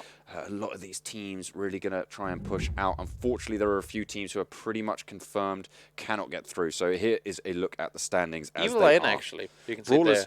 Brawlers might be in with a chance of breaking 400. Wouldn't be too surprised to see that. Evil Big Fellas, as you can see, are tied with, I believe, SWAT, who are just beneath them on the table. I believe that's alphabetical that the sorting is. It depends how it's all sorted. I'm pretty sure it's kills. If it goes anything close to what it does on PC, then it's the difference maker. The tiebreaker is the amount of kills. Okay. And since those leaderboards count that too, it would be actually Evil Big sitting in 16th.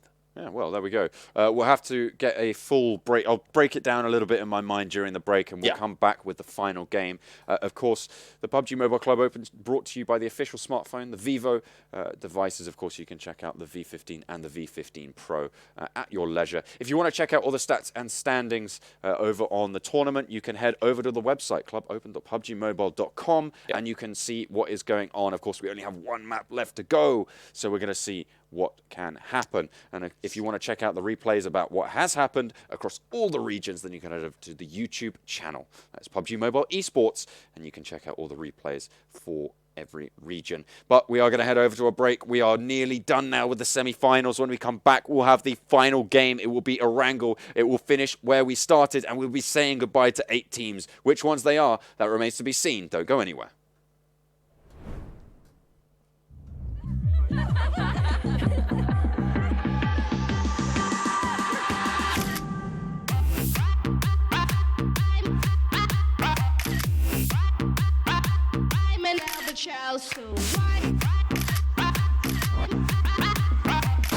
Hey, where's everyone?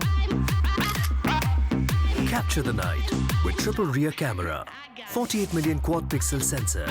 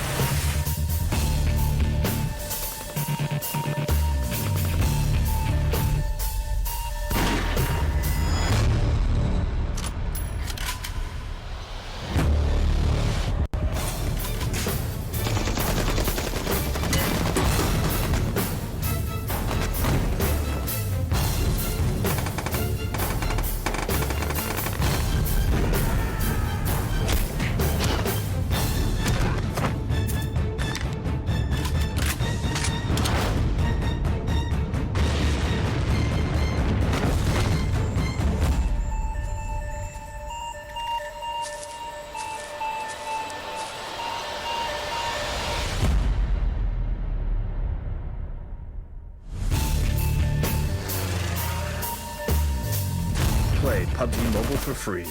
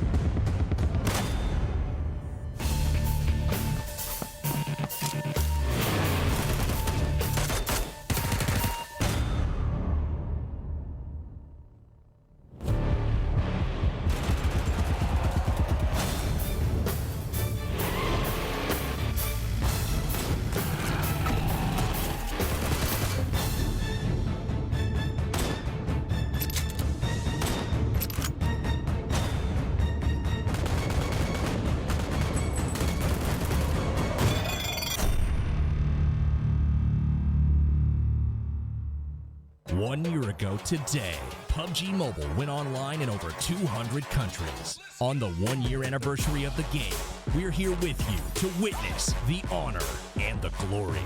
The Anniversary Royale Pass will go live as scheduled with the usual variety of rewards and a load of anniversary exclusive items, such as the brilliant anniversary outfit, the retro anniversary set, and the L&Q Chicken M762 finish. Don't miss out. PUBG Mobile, be the one.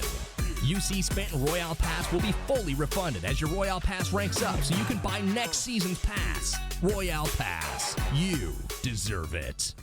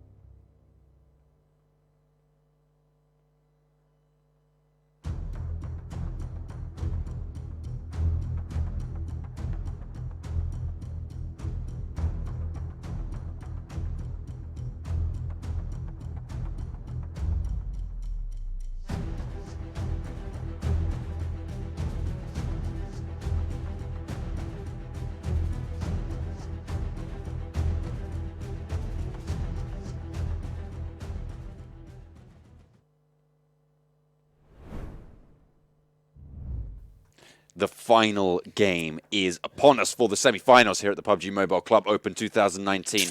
My name is John Allen, with me is Toby, and we are going to be running you through Erangel for the final time in the semis. This is going to be interesting. Where the final game in the semifinals.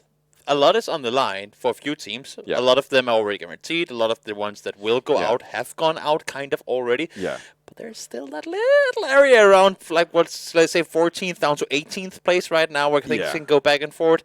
Where do we want for these guys? Because they're kind of landing all over the map. So we kind of say it has to go here for the sake of everyone. Yeah. Are we with them on this one?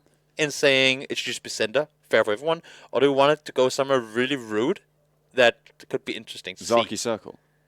Zaki. Zaki Circle. Yes. That's what we want. Or a Primorsk Circle. That'd be interesting. I like... Yeah. Frame circles, they're always kind of stupid because you have the whole forest line down there. Yeah. It's so annoying, yeah. Saki. I'm down with Saki. Saki or Zaki. military? Zaki or military. Or shooting range finish. Ooh, That'd be pretty that cool. is kind of rare too. Yep. Well, we aren't going to have to wait too long to get underway, of course. The plane is going to fly That's an over Eastern. Now we want the Saki circle. Erangel for the final time for 8 of these teams. Yeah. With the plane this far east, Saki or Prim is where we're going. That's just how it is. And what we're looking at as well, are GODL going to drop on top of Seoul again? Oh, yeah. What's going to happen in that regard? We do see Seoul around. I want to say, yeah, They're not there we going, go. they're We not see going to them. South George. So if GODL ain't landing with Seoul, uh-oh. I'm not Where sure. are they going? Well, Who are they messing it up for? The Brawlers look like they want to land near Rosok at the moment. Seoul looking like they're heading for Pachinki, actually, and trying to take on Coming Soon. Again, 2 teams with nothing really to... I mean, maybe they just Yeah. want to get things over with quickly so they can go to bed. So the teams that I'm looking at in terms of importance for placement, it's ZFX and it's SKUL. ZFX need 14 points, and they can knock out DAKU official from the tournament, and they can jump themselves out of the red zone. That is a centered plane. That's or a pretty center circle, pretty centered circle. So the game went with the fair one. Yeah, and then SKUL as well, another team that needs to post some decent results, 21 points, and as long as ZFX also post that result, they can knock out RIP official. Toby's alarm bells are saying bring, bring, bring right now. Are there 3 teams in Novo? I think there are. I think we are going to tune in there. It's GODL. That's Okay, GODL new. is one of them. GODL is one of Okay. them. You've got Pain eSports as There well. are 4 teams down here. You got, like, you can see just on the edge up there on the minimap, there's a brown, I think brown it was number circle. 8 team. Yeah, exactly. 4 teams in Novo. Okay, it's GODL, it's Pain eSports. Who else is it at the moment?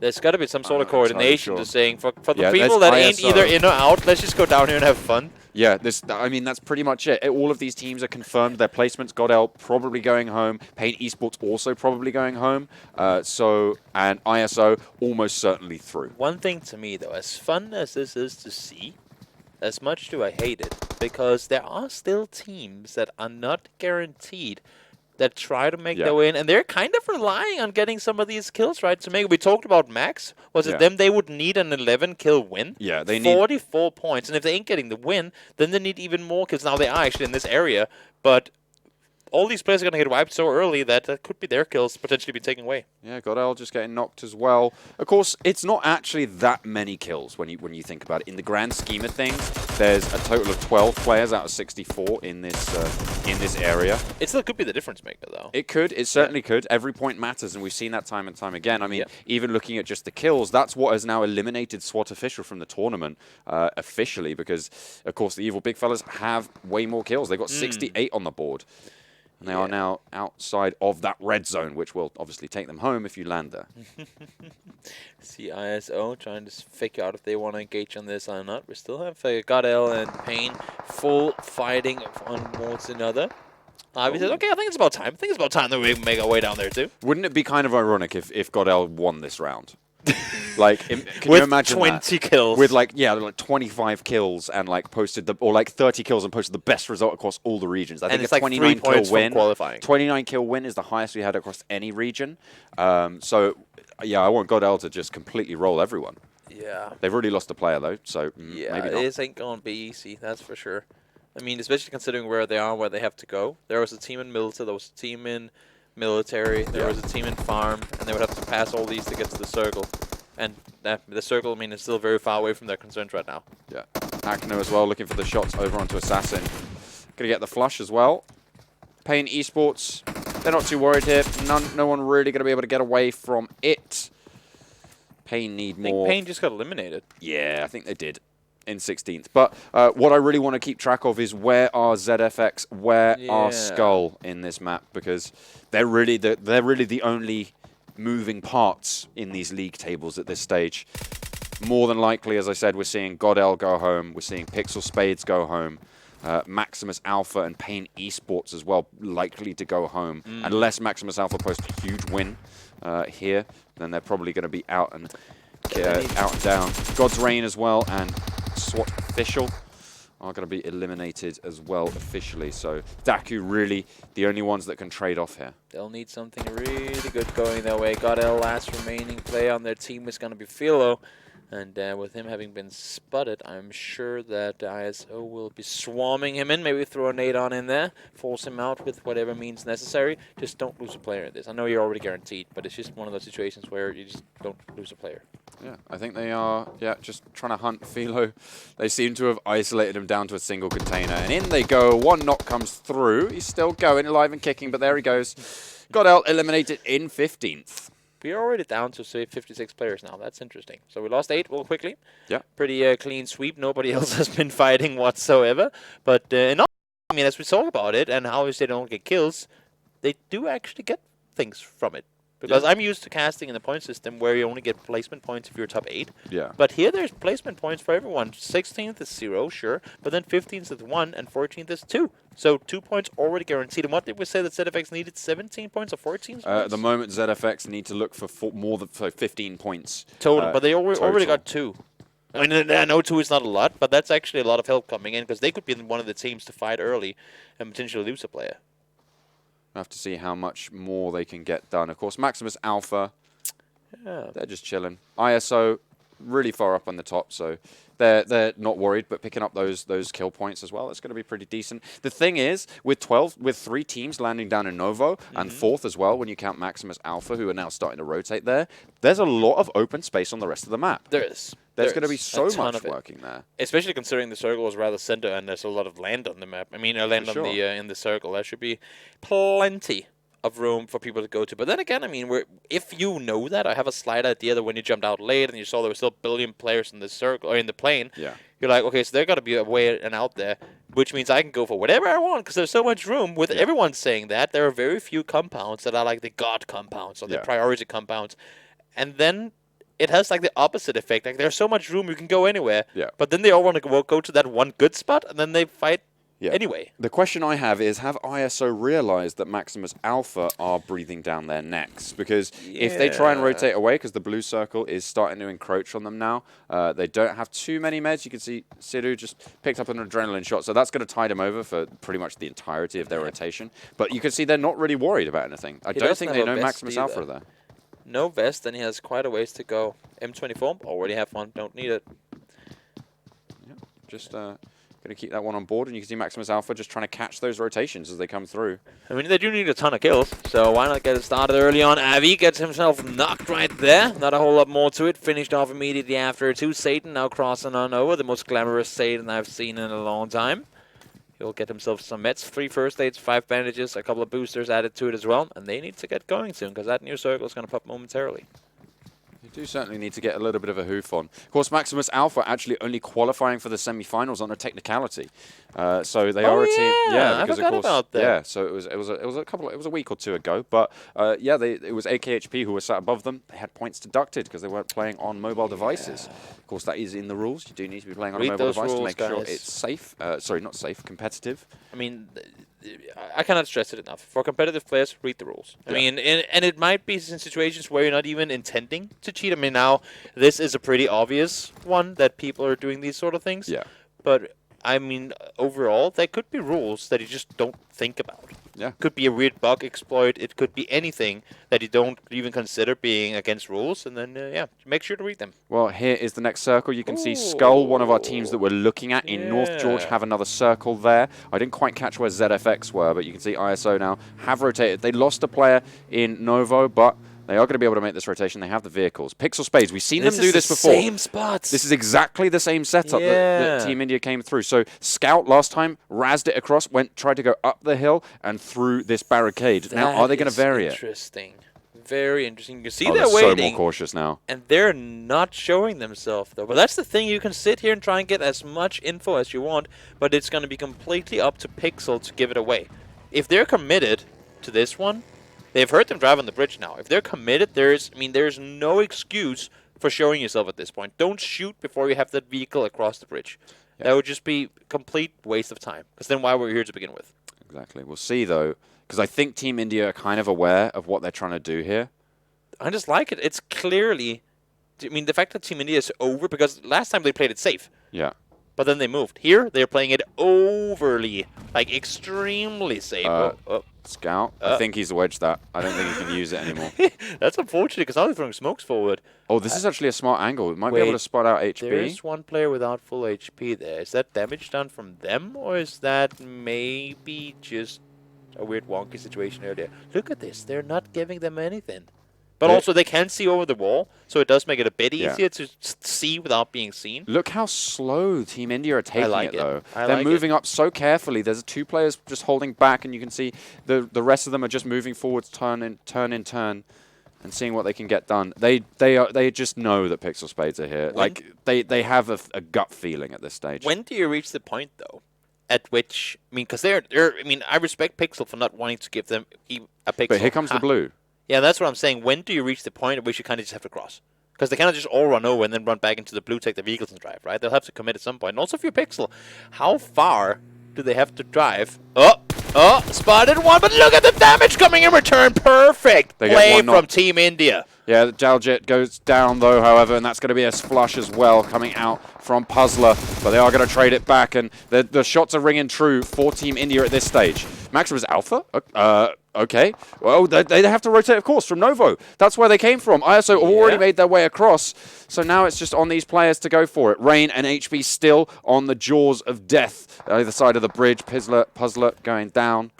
Great execution from Team India. It just showboats that some teams are better than others, but look at this. It ain't over yet. Rain was still out there on the side, and the HP on the other helped him out, but he's going to get spotted out now too. Kratos, they have one knocked and one finished off, but they're doing everything they can to cross this bridge anyway. The thing is, they have the vision on Kratos, and they can continue to go for it. That is actually PixL Spades. They have been breached. They have been taken down. Maximus Alpha, though, they're still on the backside. Team India cannot rest. They cannot wait around, because then they can get eliminated. Maximus Alpha, of course, one of the teams that needs a huge performance. 11 kills on the win. This is a good way to start, but look at the number of kills that Team India have. 5 already.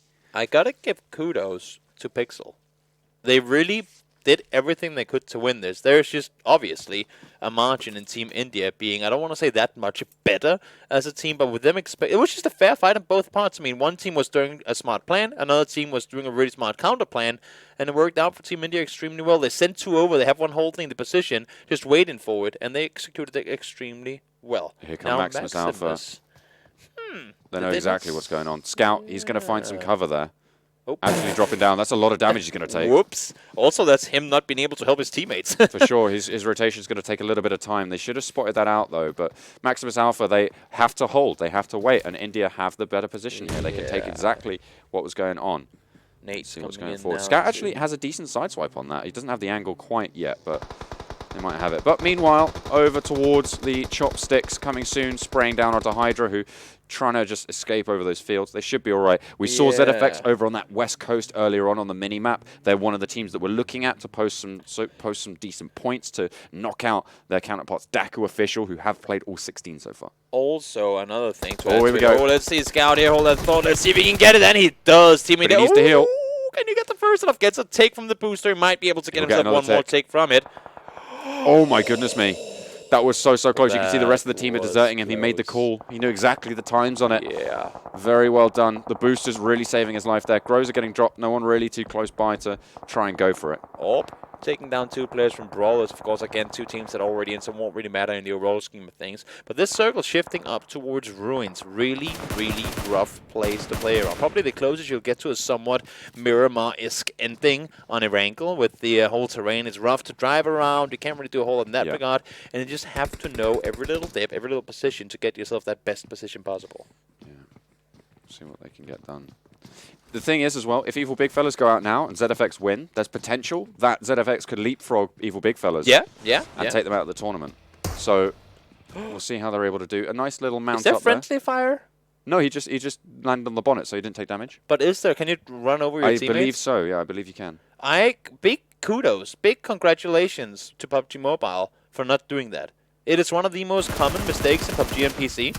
And I haven't seen it at all here, so congrats. Spraydown's going through. Orb pick up another set of points. 2 kills so far. They have all of their players alive, so they have a decent shout here. Brawlers pretty close by.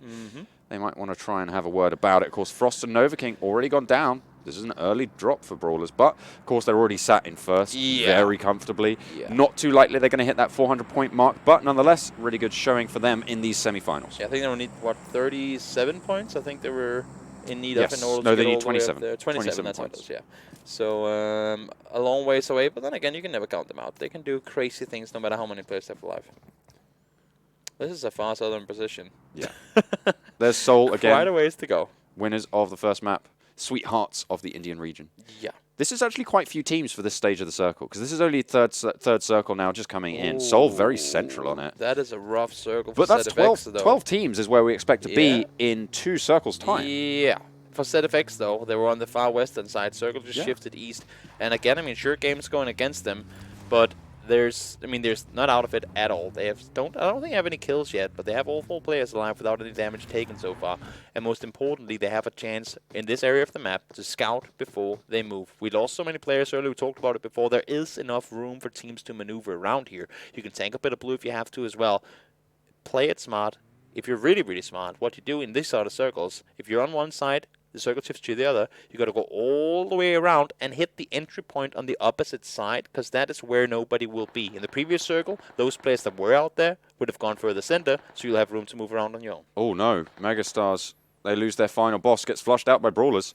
It's not what you want to see, but they do trade it back onto Sangwon. Just 1 player left now. DAKU is the only player, I believe, remaining for Brawlers. The Brawlers actually, they get him flushed, but Team India, they found themselves a nice little compound to hide out in for now. Seoul have control of this compound as well. Of course, that circle did zone in straight onto them, learn from past. Ooh, knocking themselves out. A lot of self-knocks coming in this game. Yeah, not what you want to have happen, unfortunately, is the case anyway. Viper gets the knock on towards Swag, and that should, moments from now, be 3 of 4 players down and out. Seoul picked that one up. HYDRA, still 4 players left alive. Still 12 teams in it, so everyone was alive there. As I say that, learn from past. Believe they get eliminated. HYDRA just spraying at everything they can. Joker just absolutely going crazy there. Striker trying to see if he can smoke off a little bit more so he's not too exposed here. This rotation from SKUL, super important. Of course, they're one of the teams to watch. I'm going to keep plugging away at it, but they do take a knock early on. This could be the end of their tournament if they're not able to survive here. Silverstone is there. Ashish gets knocked as well. SKUL on the brink of going out here, but they still have a few more players left live and kicking. If they can place up, if they can get into that final circle, they might just be able to get something done. You can see they've still got 3 players left. Yeah, but where in the hell are they playing this one from? It's going to be really difficult for them to get anything going here. Silverstone is alive, but as you can see, they're moved from one edge of blue to the next one, and they're under so much pressure. They just drove through the entire circle, and every single team in this lobby knows exactly where they are now. Evil Big Fella's getting shot on as well. Of course, this was the case that we talked about. Is ZFX win it out after Evil Big Fellas go down? There is potential there, and Evil, by all accounts, have taken a lot of damage. Sharko getting flushed out. Cave Sharko getting knocked as well by Orb, and the Evil Big Fella's at risk now. Every single kill could be the difference maker. That's it. Here. Evil Big Fellas are out in 11th place, which means they rack up 5 points for their placement, and that's going to be difficult. That means they're, I believe, on 200 and something, depending on how many kills they got in this map. And so ZFX, they need to post a little bit more than they were looking for previously. Yeah. If they get over 20, they're looking good to actually eliminate Evil Big Fellas. Could still be possible as well. 14 points for 5th place, I believe it is, right? So so doable for sure. They are now in a position that's a little rough, though. Depends a lot for them on the next circle. Those vehicles they came driving on by with, you see where they are somewhat centered, but the vehicles they came over with just before ain't going to be easy, and this was the one position they didn't want. They did not want to have to move down towards the SKUL compound, because one of the SKUL main targets right now is the guys on this hill south of them. Leo isolated from the rest of his team near ZFX as well, so not really the best spot there. I think Draga just spotted out Shadow. Yeah, must know that he's back there. And you can see Seoul, they're all focusing south. For any other team that are north of them, I mean, you got to figure where are the priority points. Where does the the burning, where does the smoke come from? For them, right now, it's south. There's no reason for these northern teams to push all the way down towards that compound. They can sit tight where they are. But for the guys down south, if they stay where they are, they're going to die to the blue. What? Leo? Okay, he was isolated. He was on his own in the ruins, but ZFX, they lose 2. Ooh, that is costly. That's disastrous for them. That's so bad for their chances, and they might have just been knocked out of the tournament. They're still in it for now, but they lose King, and now I believe it's 1 player left, and Viro goes down as well. That is ZFX out. ZFX are out of the tournament as Demon King falls. The final blow is dealt, and ZFX are eliminated from our tournament. Not a whole lot more they could do there. Unfortunately, circles kept shifting away from them. And in the end, down they will go. SKUL still in it. They have a chance. Alive and kicking, but it's all on themselves to get inside and on towards the finals. That's a sigh of relief for the evil big fellas as well, because they should have been worried. Leo, though, the man of the moment on that one, going to be eliminating ZFX not only from this game, but from the tournament in its entirety. MegaStars actually sat up towards that 7th position on the leaderboard before this game, so nice pickup for them, but that's SKUL as well, taking a lot of punishment. I think SKUL only has 1 up. Silverstone and Jonathan just both got knocked. They had to make this rough rotation. We all talked about it just before, and now they have just 1 more guy alive, and he has to stay alive for as long as he possibly can. If it's not too late already, it will be real soon should he start taking damage. But I have SKUL gone out? Nope, why still alive? He gets himself 1 damage there. Okay, fantastic. Last if player, they're still in, all that Silverstone going down though.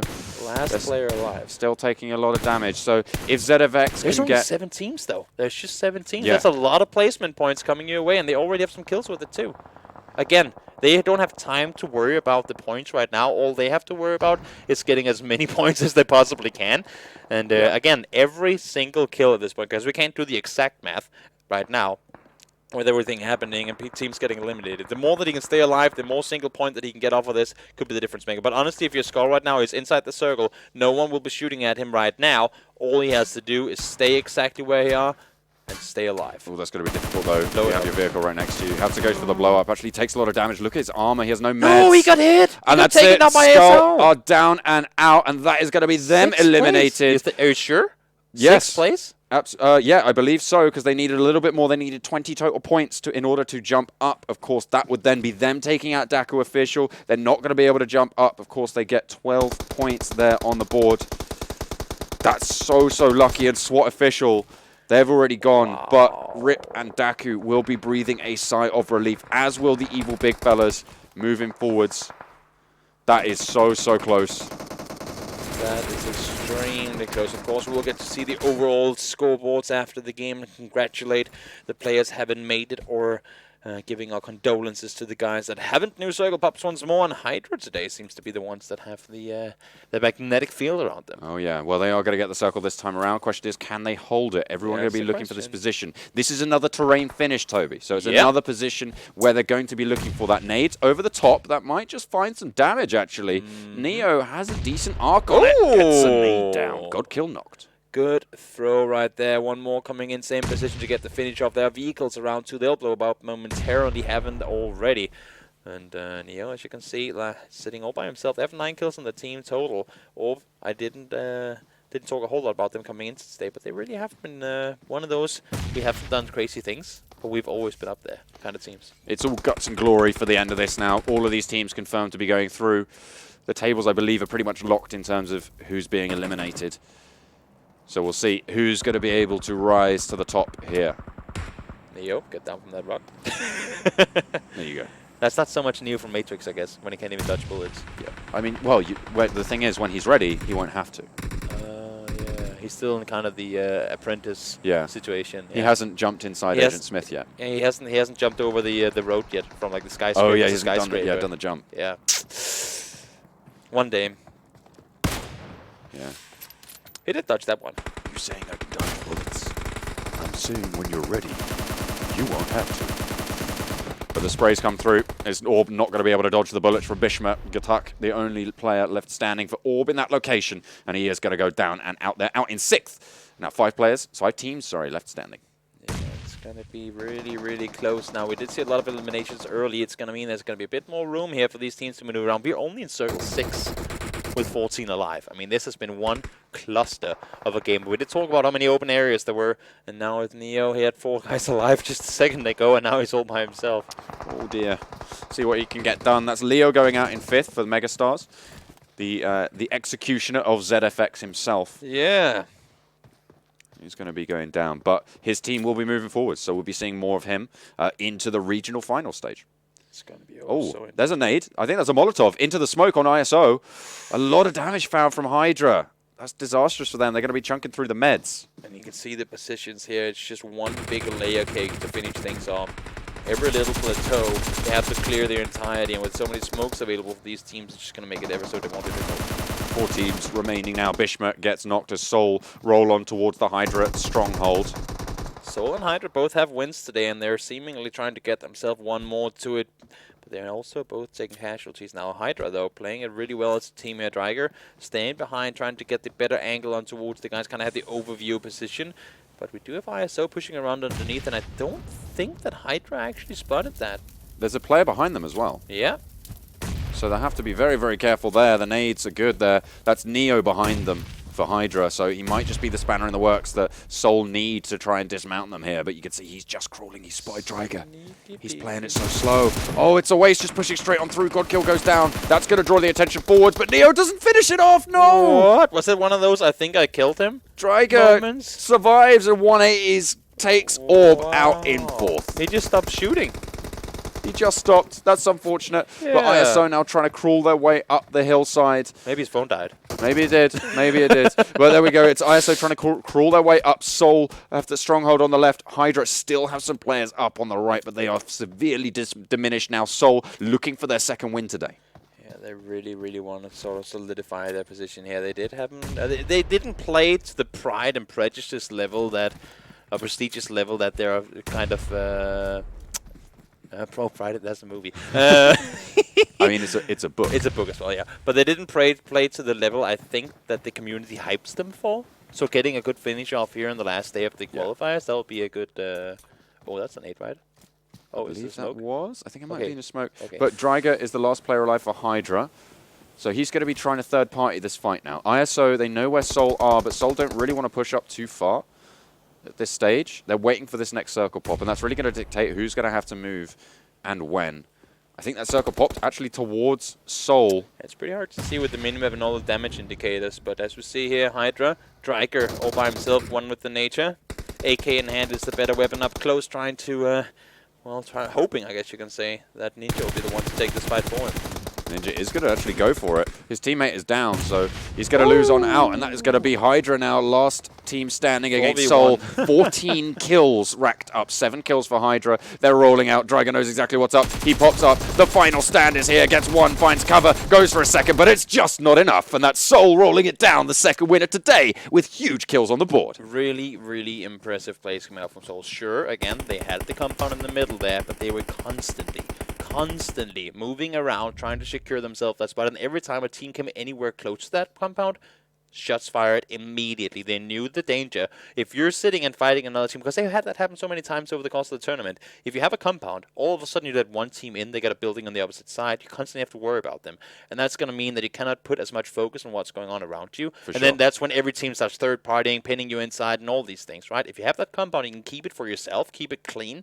For the most time, you can constantly hold people at bay, you'll get so much more info, and you get a better chance at winning.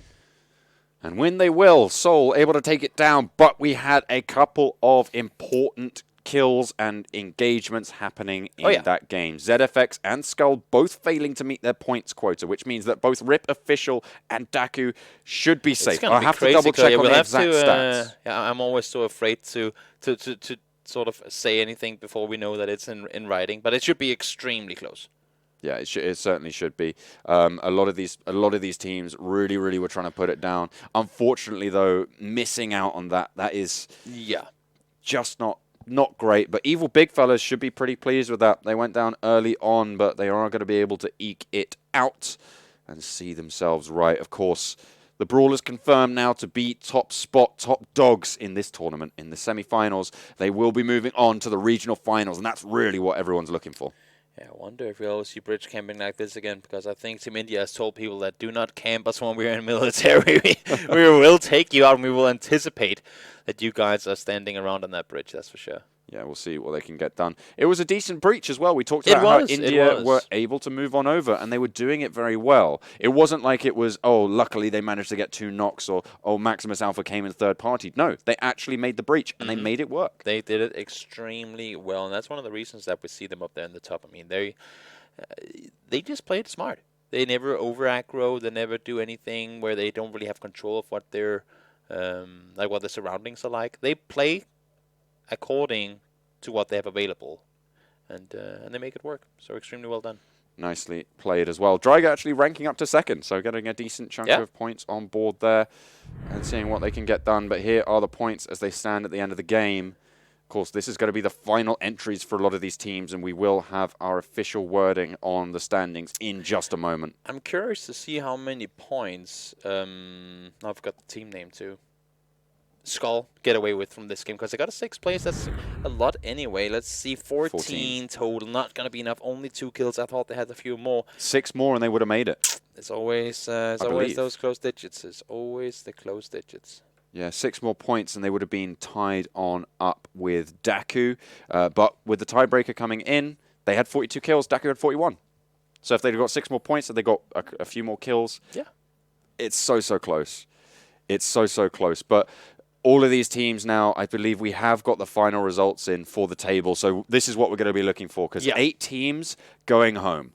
All of the games have been played now. The regional finals are around the corner, and the top 16 from the semi-finals are going to be the ones to move forwards. And it's going to be super interesting to see these guys going from the comfort of their home, sit and play under the safety net kind of their own surroundings, to potentially playing. I don't know exactly how the layout is going to be, but assumingly them sitting in an arena with the audience there as well, the casters being heard in the audience, and every single time you do something good, the crowd goes, yeah, and every time you mess up, the crowd goes, you loser.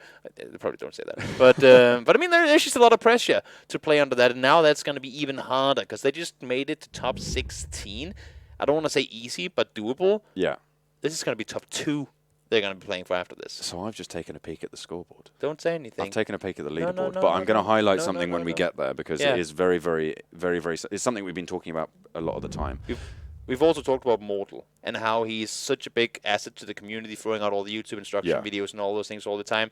This time around, because he hasn't really been the showboater for Seoul in the. I mean, his fame, yes, but his killing and everything. I mean, there was actually Mortal in that game with the Brawlers yesterday, where he didn't get any damage done at all, no kills. But look at this right here, 1100 damage done by 6 Mortal. kills. That is a really outstanding performance. Yeah, popping off in the biggest sense of the word. Yeah. Popping those heads once, though. Only once. Pew! Pew!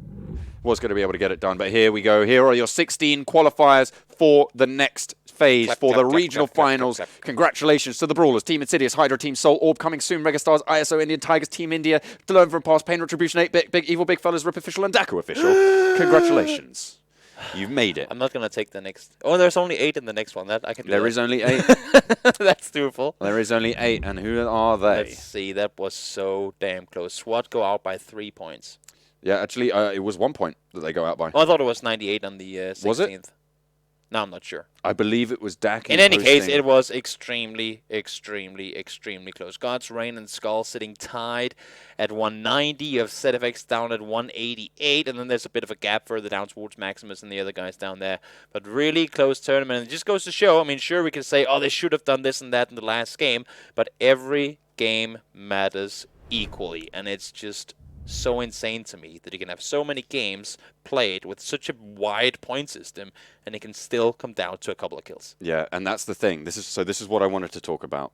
DAKU Official, they were sat over on 196 points. SWAT Official, 195 points. Guess what was in it? One kill. 1 kill was between those 1 two kill. teams. So unfortunate that they It weren't could able have to been get one out. knock they got stolen. It could be anything, right? It could have been anything, and of course over 16 It games. could be one placement. It was. There's so many things it could have been, but at Yeah. the end of the day, that 1 point is going to see DAKU official going through and SWAT official are going home. They're gonna be sitting home like, ah! It's so unfortunate for them, but. Yeah. Of course, that is going to bring an end to the semi-finals here at the PUBG Mobile Club Open for the India region. Of course, brought to you by the Vivo mobile devices, the official mobile device of the Club Open. Of course, you can unlock it with Vivo. just the thumb press. Open it up, pop open the front-facing camera there that just pops out the top. Get a selfie. We have to on get a board. cool pose today, right? Do This we? is the final picture. Okay, yeah, we got to get. So what do we gotta do? get We a have cool to picture. agree on it first. What do you want to here? do? What do you? Yeah, that's on feeling? you. I'm not creative enough to come up with those ideas. I Well- just do weird sounds. Okay. Well, you do a weird sound or a weird Oh, you face. do a pose. And I don't know. I'm just going to take the selfie and we'll see what happens, okay? You ready? I'm gonna go like this. Three. No, I'm just gonna sit normally. Got to dead seriously. Yeah, that's Really, serious. really angry. Yeah, like you're a player for SWAT official. Imagine you're that player. Okay? Really angry there. Nice one. Really unhappy with that. It is pretty sad, but congratulations to them. And of course, Yes. congratulations to the rest of our teams who have qualified. If you want to check out the final standings on the semi-finals, who has qualified, you can head over to the website. That is clubopen.pubgmobile.com, and you can check it all out and make sure you've verified that everyone is in their right place. And if you want to see just how all of these teams have now qualified for the regional finals, you can check it out on the YouTube. See all the replays, all the highlights as well coming through at the YouTube channel. PUBG Mobile eSports, and you can hear our lovely voices over and over again and see what you want to do with that. But that's going to be it. Do you have any final words? Yes, for those of you guys that didn't make it through to the finals, well done. Not in the sense that you didn't make it through, but to getting to the point that you Absolutely. did. Again, I keep saying it, but that's because you guys know how good you are. The Indian region is arguably one of the strongest one in all of PUBG Mobile competitively. And you Absolutely. made it to the semi-finals of a huge global event. I don't know the exact number of how many teams signed up to join this tournament, but to be in the final 32 Yeah. and final 24 at that is absolutely insane. So well done, and I hope to see all of you back for the next tournament. Keep on trucking, and we will see you at the regional finals.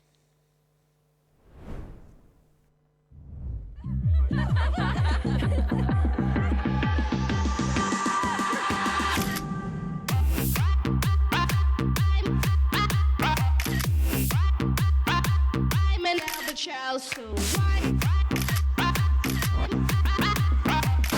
Hey, where's everyone? Capture the night with triple rear camera, 48 million quad pixel sensor.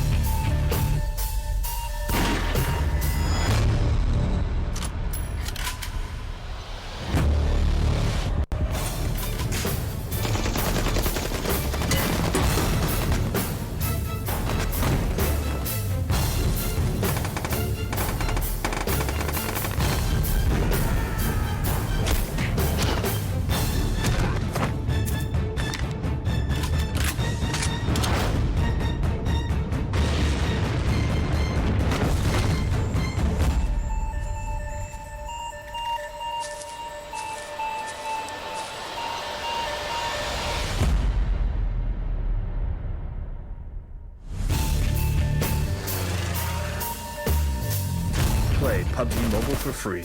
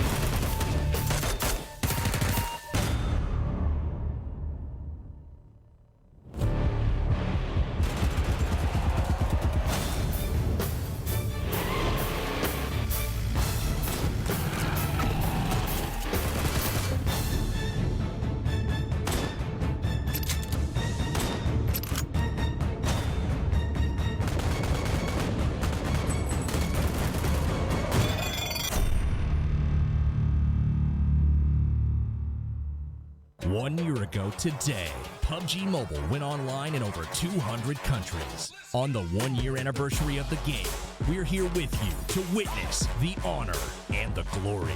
The Anniversary Royale Pass will go live as scheduled with the usual variety of rewards and a load of anniversary exclusive items, such as the brilliant anniversary outfit, the retro anniversary set, and the L&Q Chicken M762 finish. Don't miss out. PUBG Mobile, be the one. UC spent in Royale Pass will be fully refunded as your Royale Pass ranks up, so you can buy next season's pass. Royale Pass, you deserve it.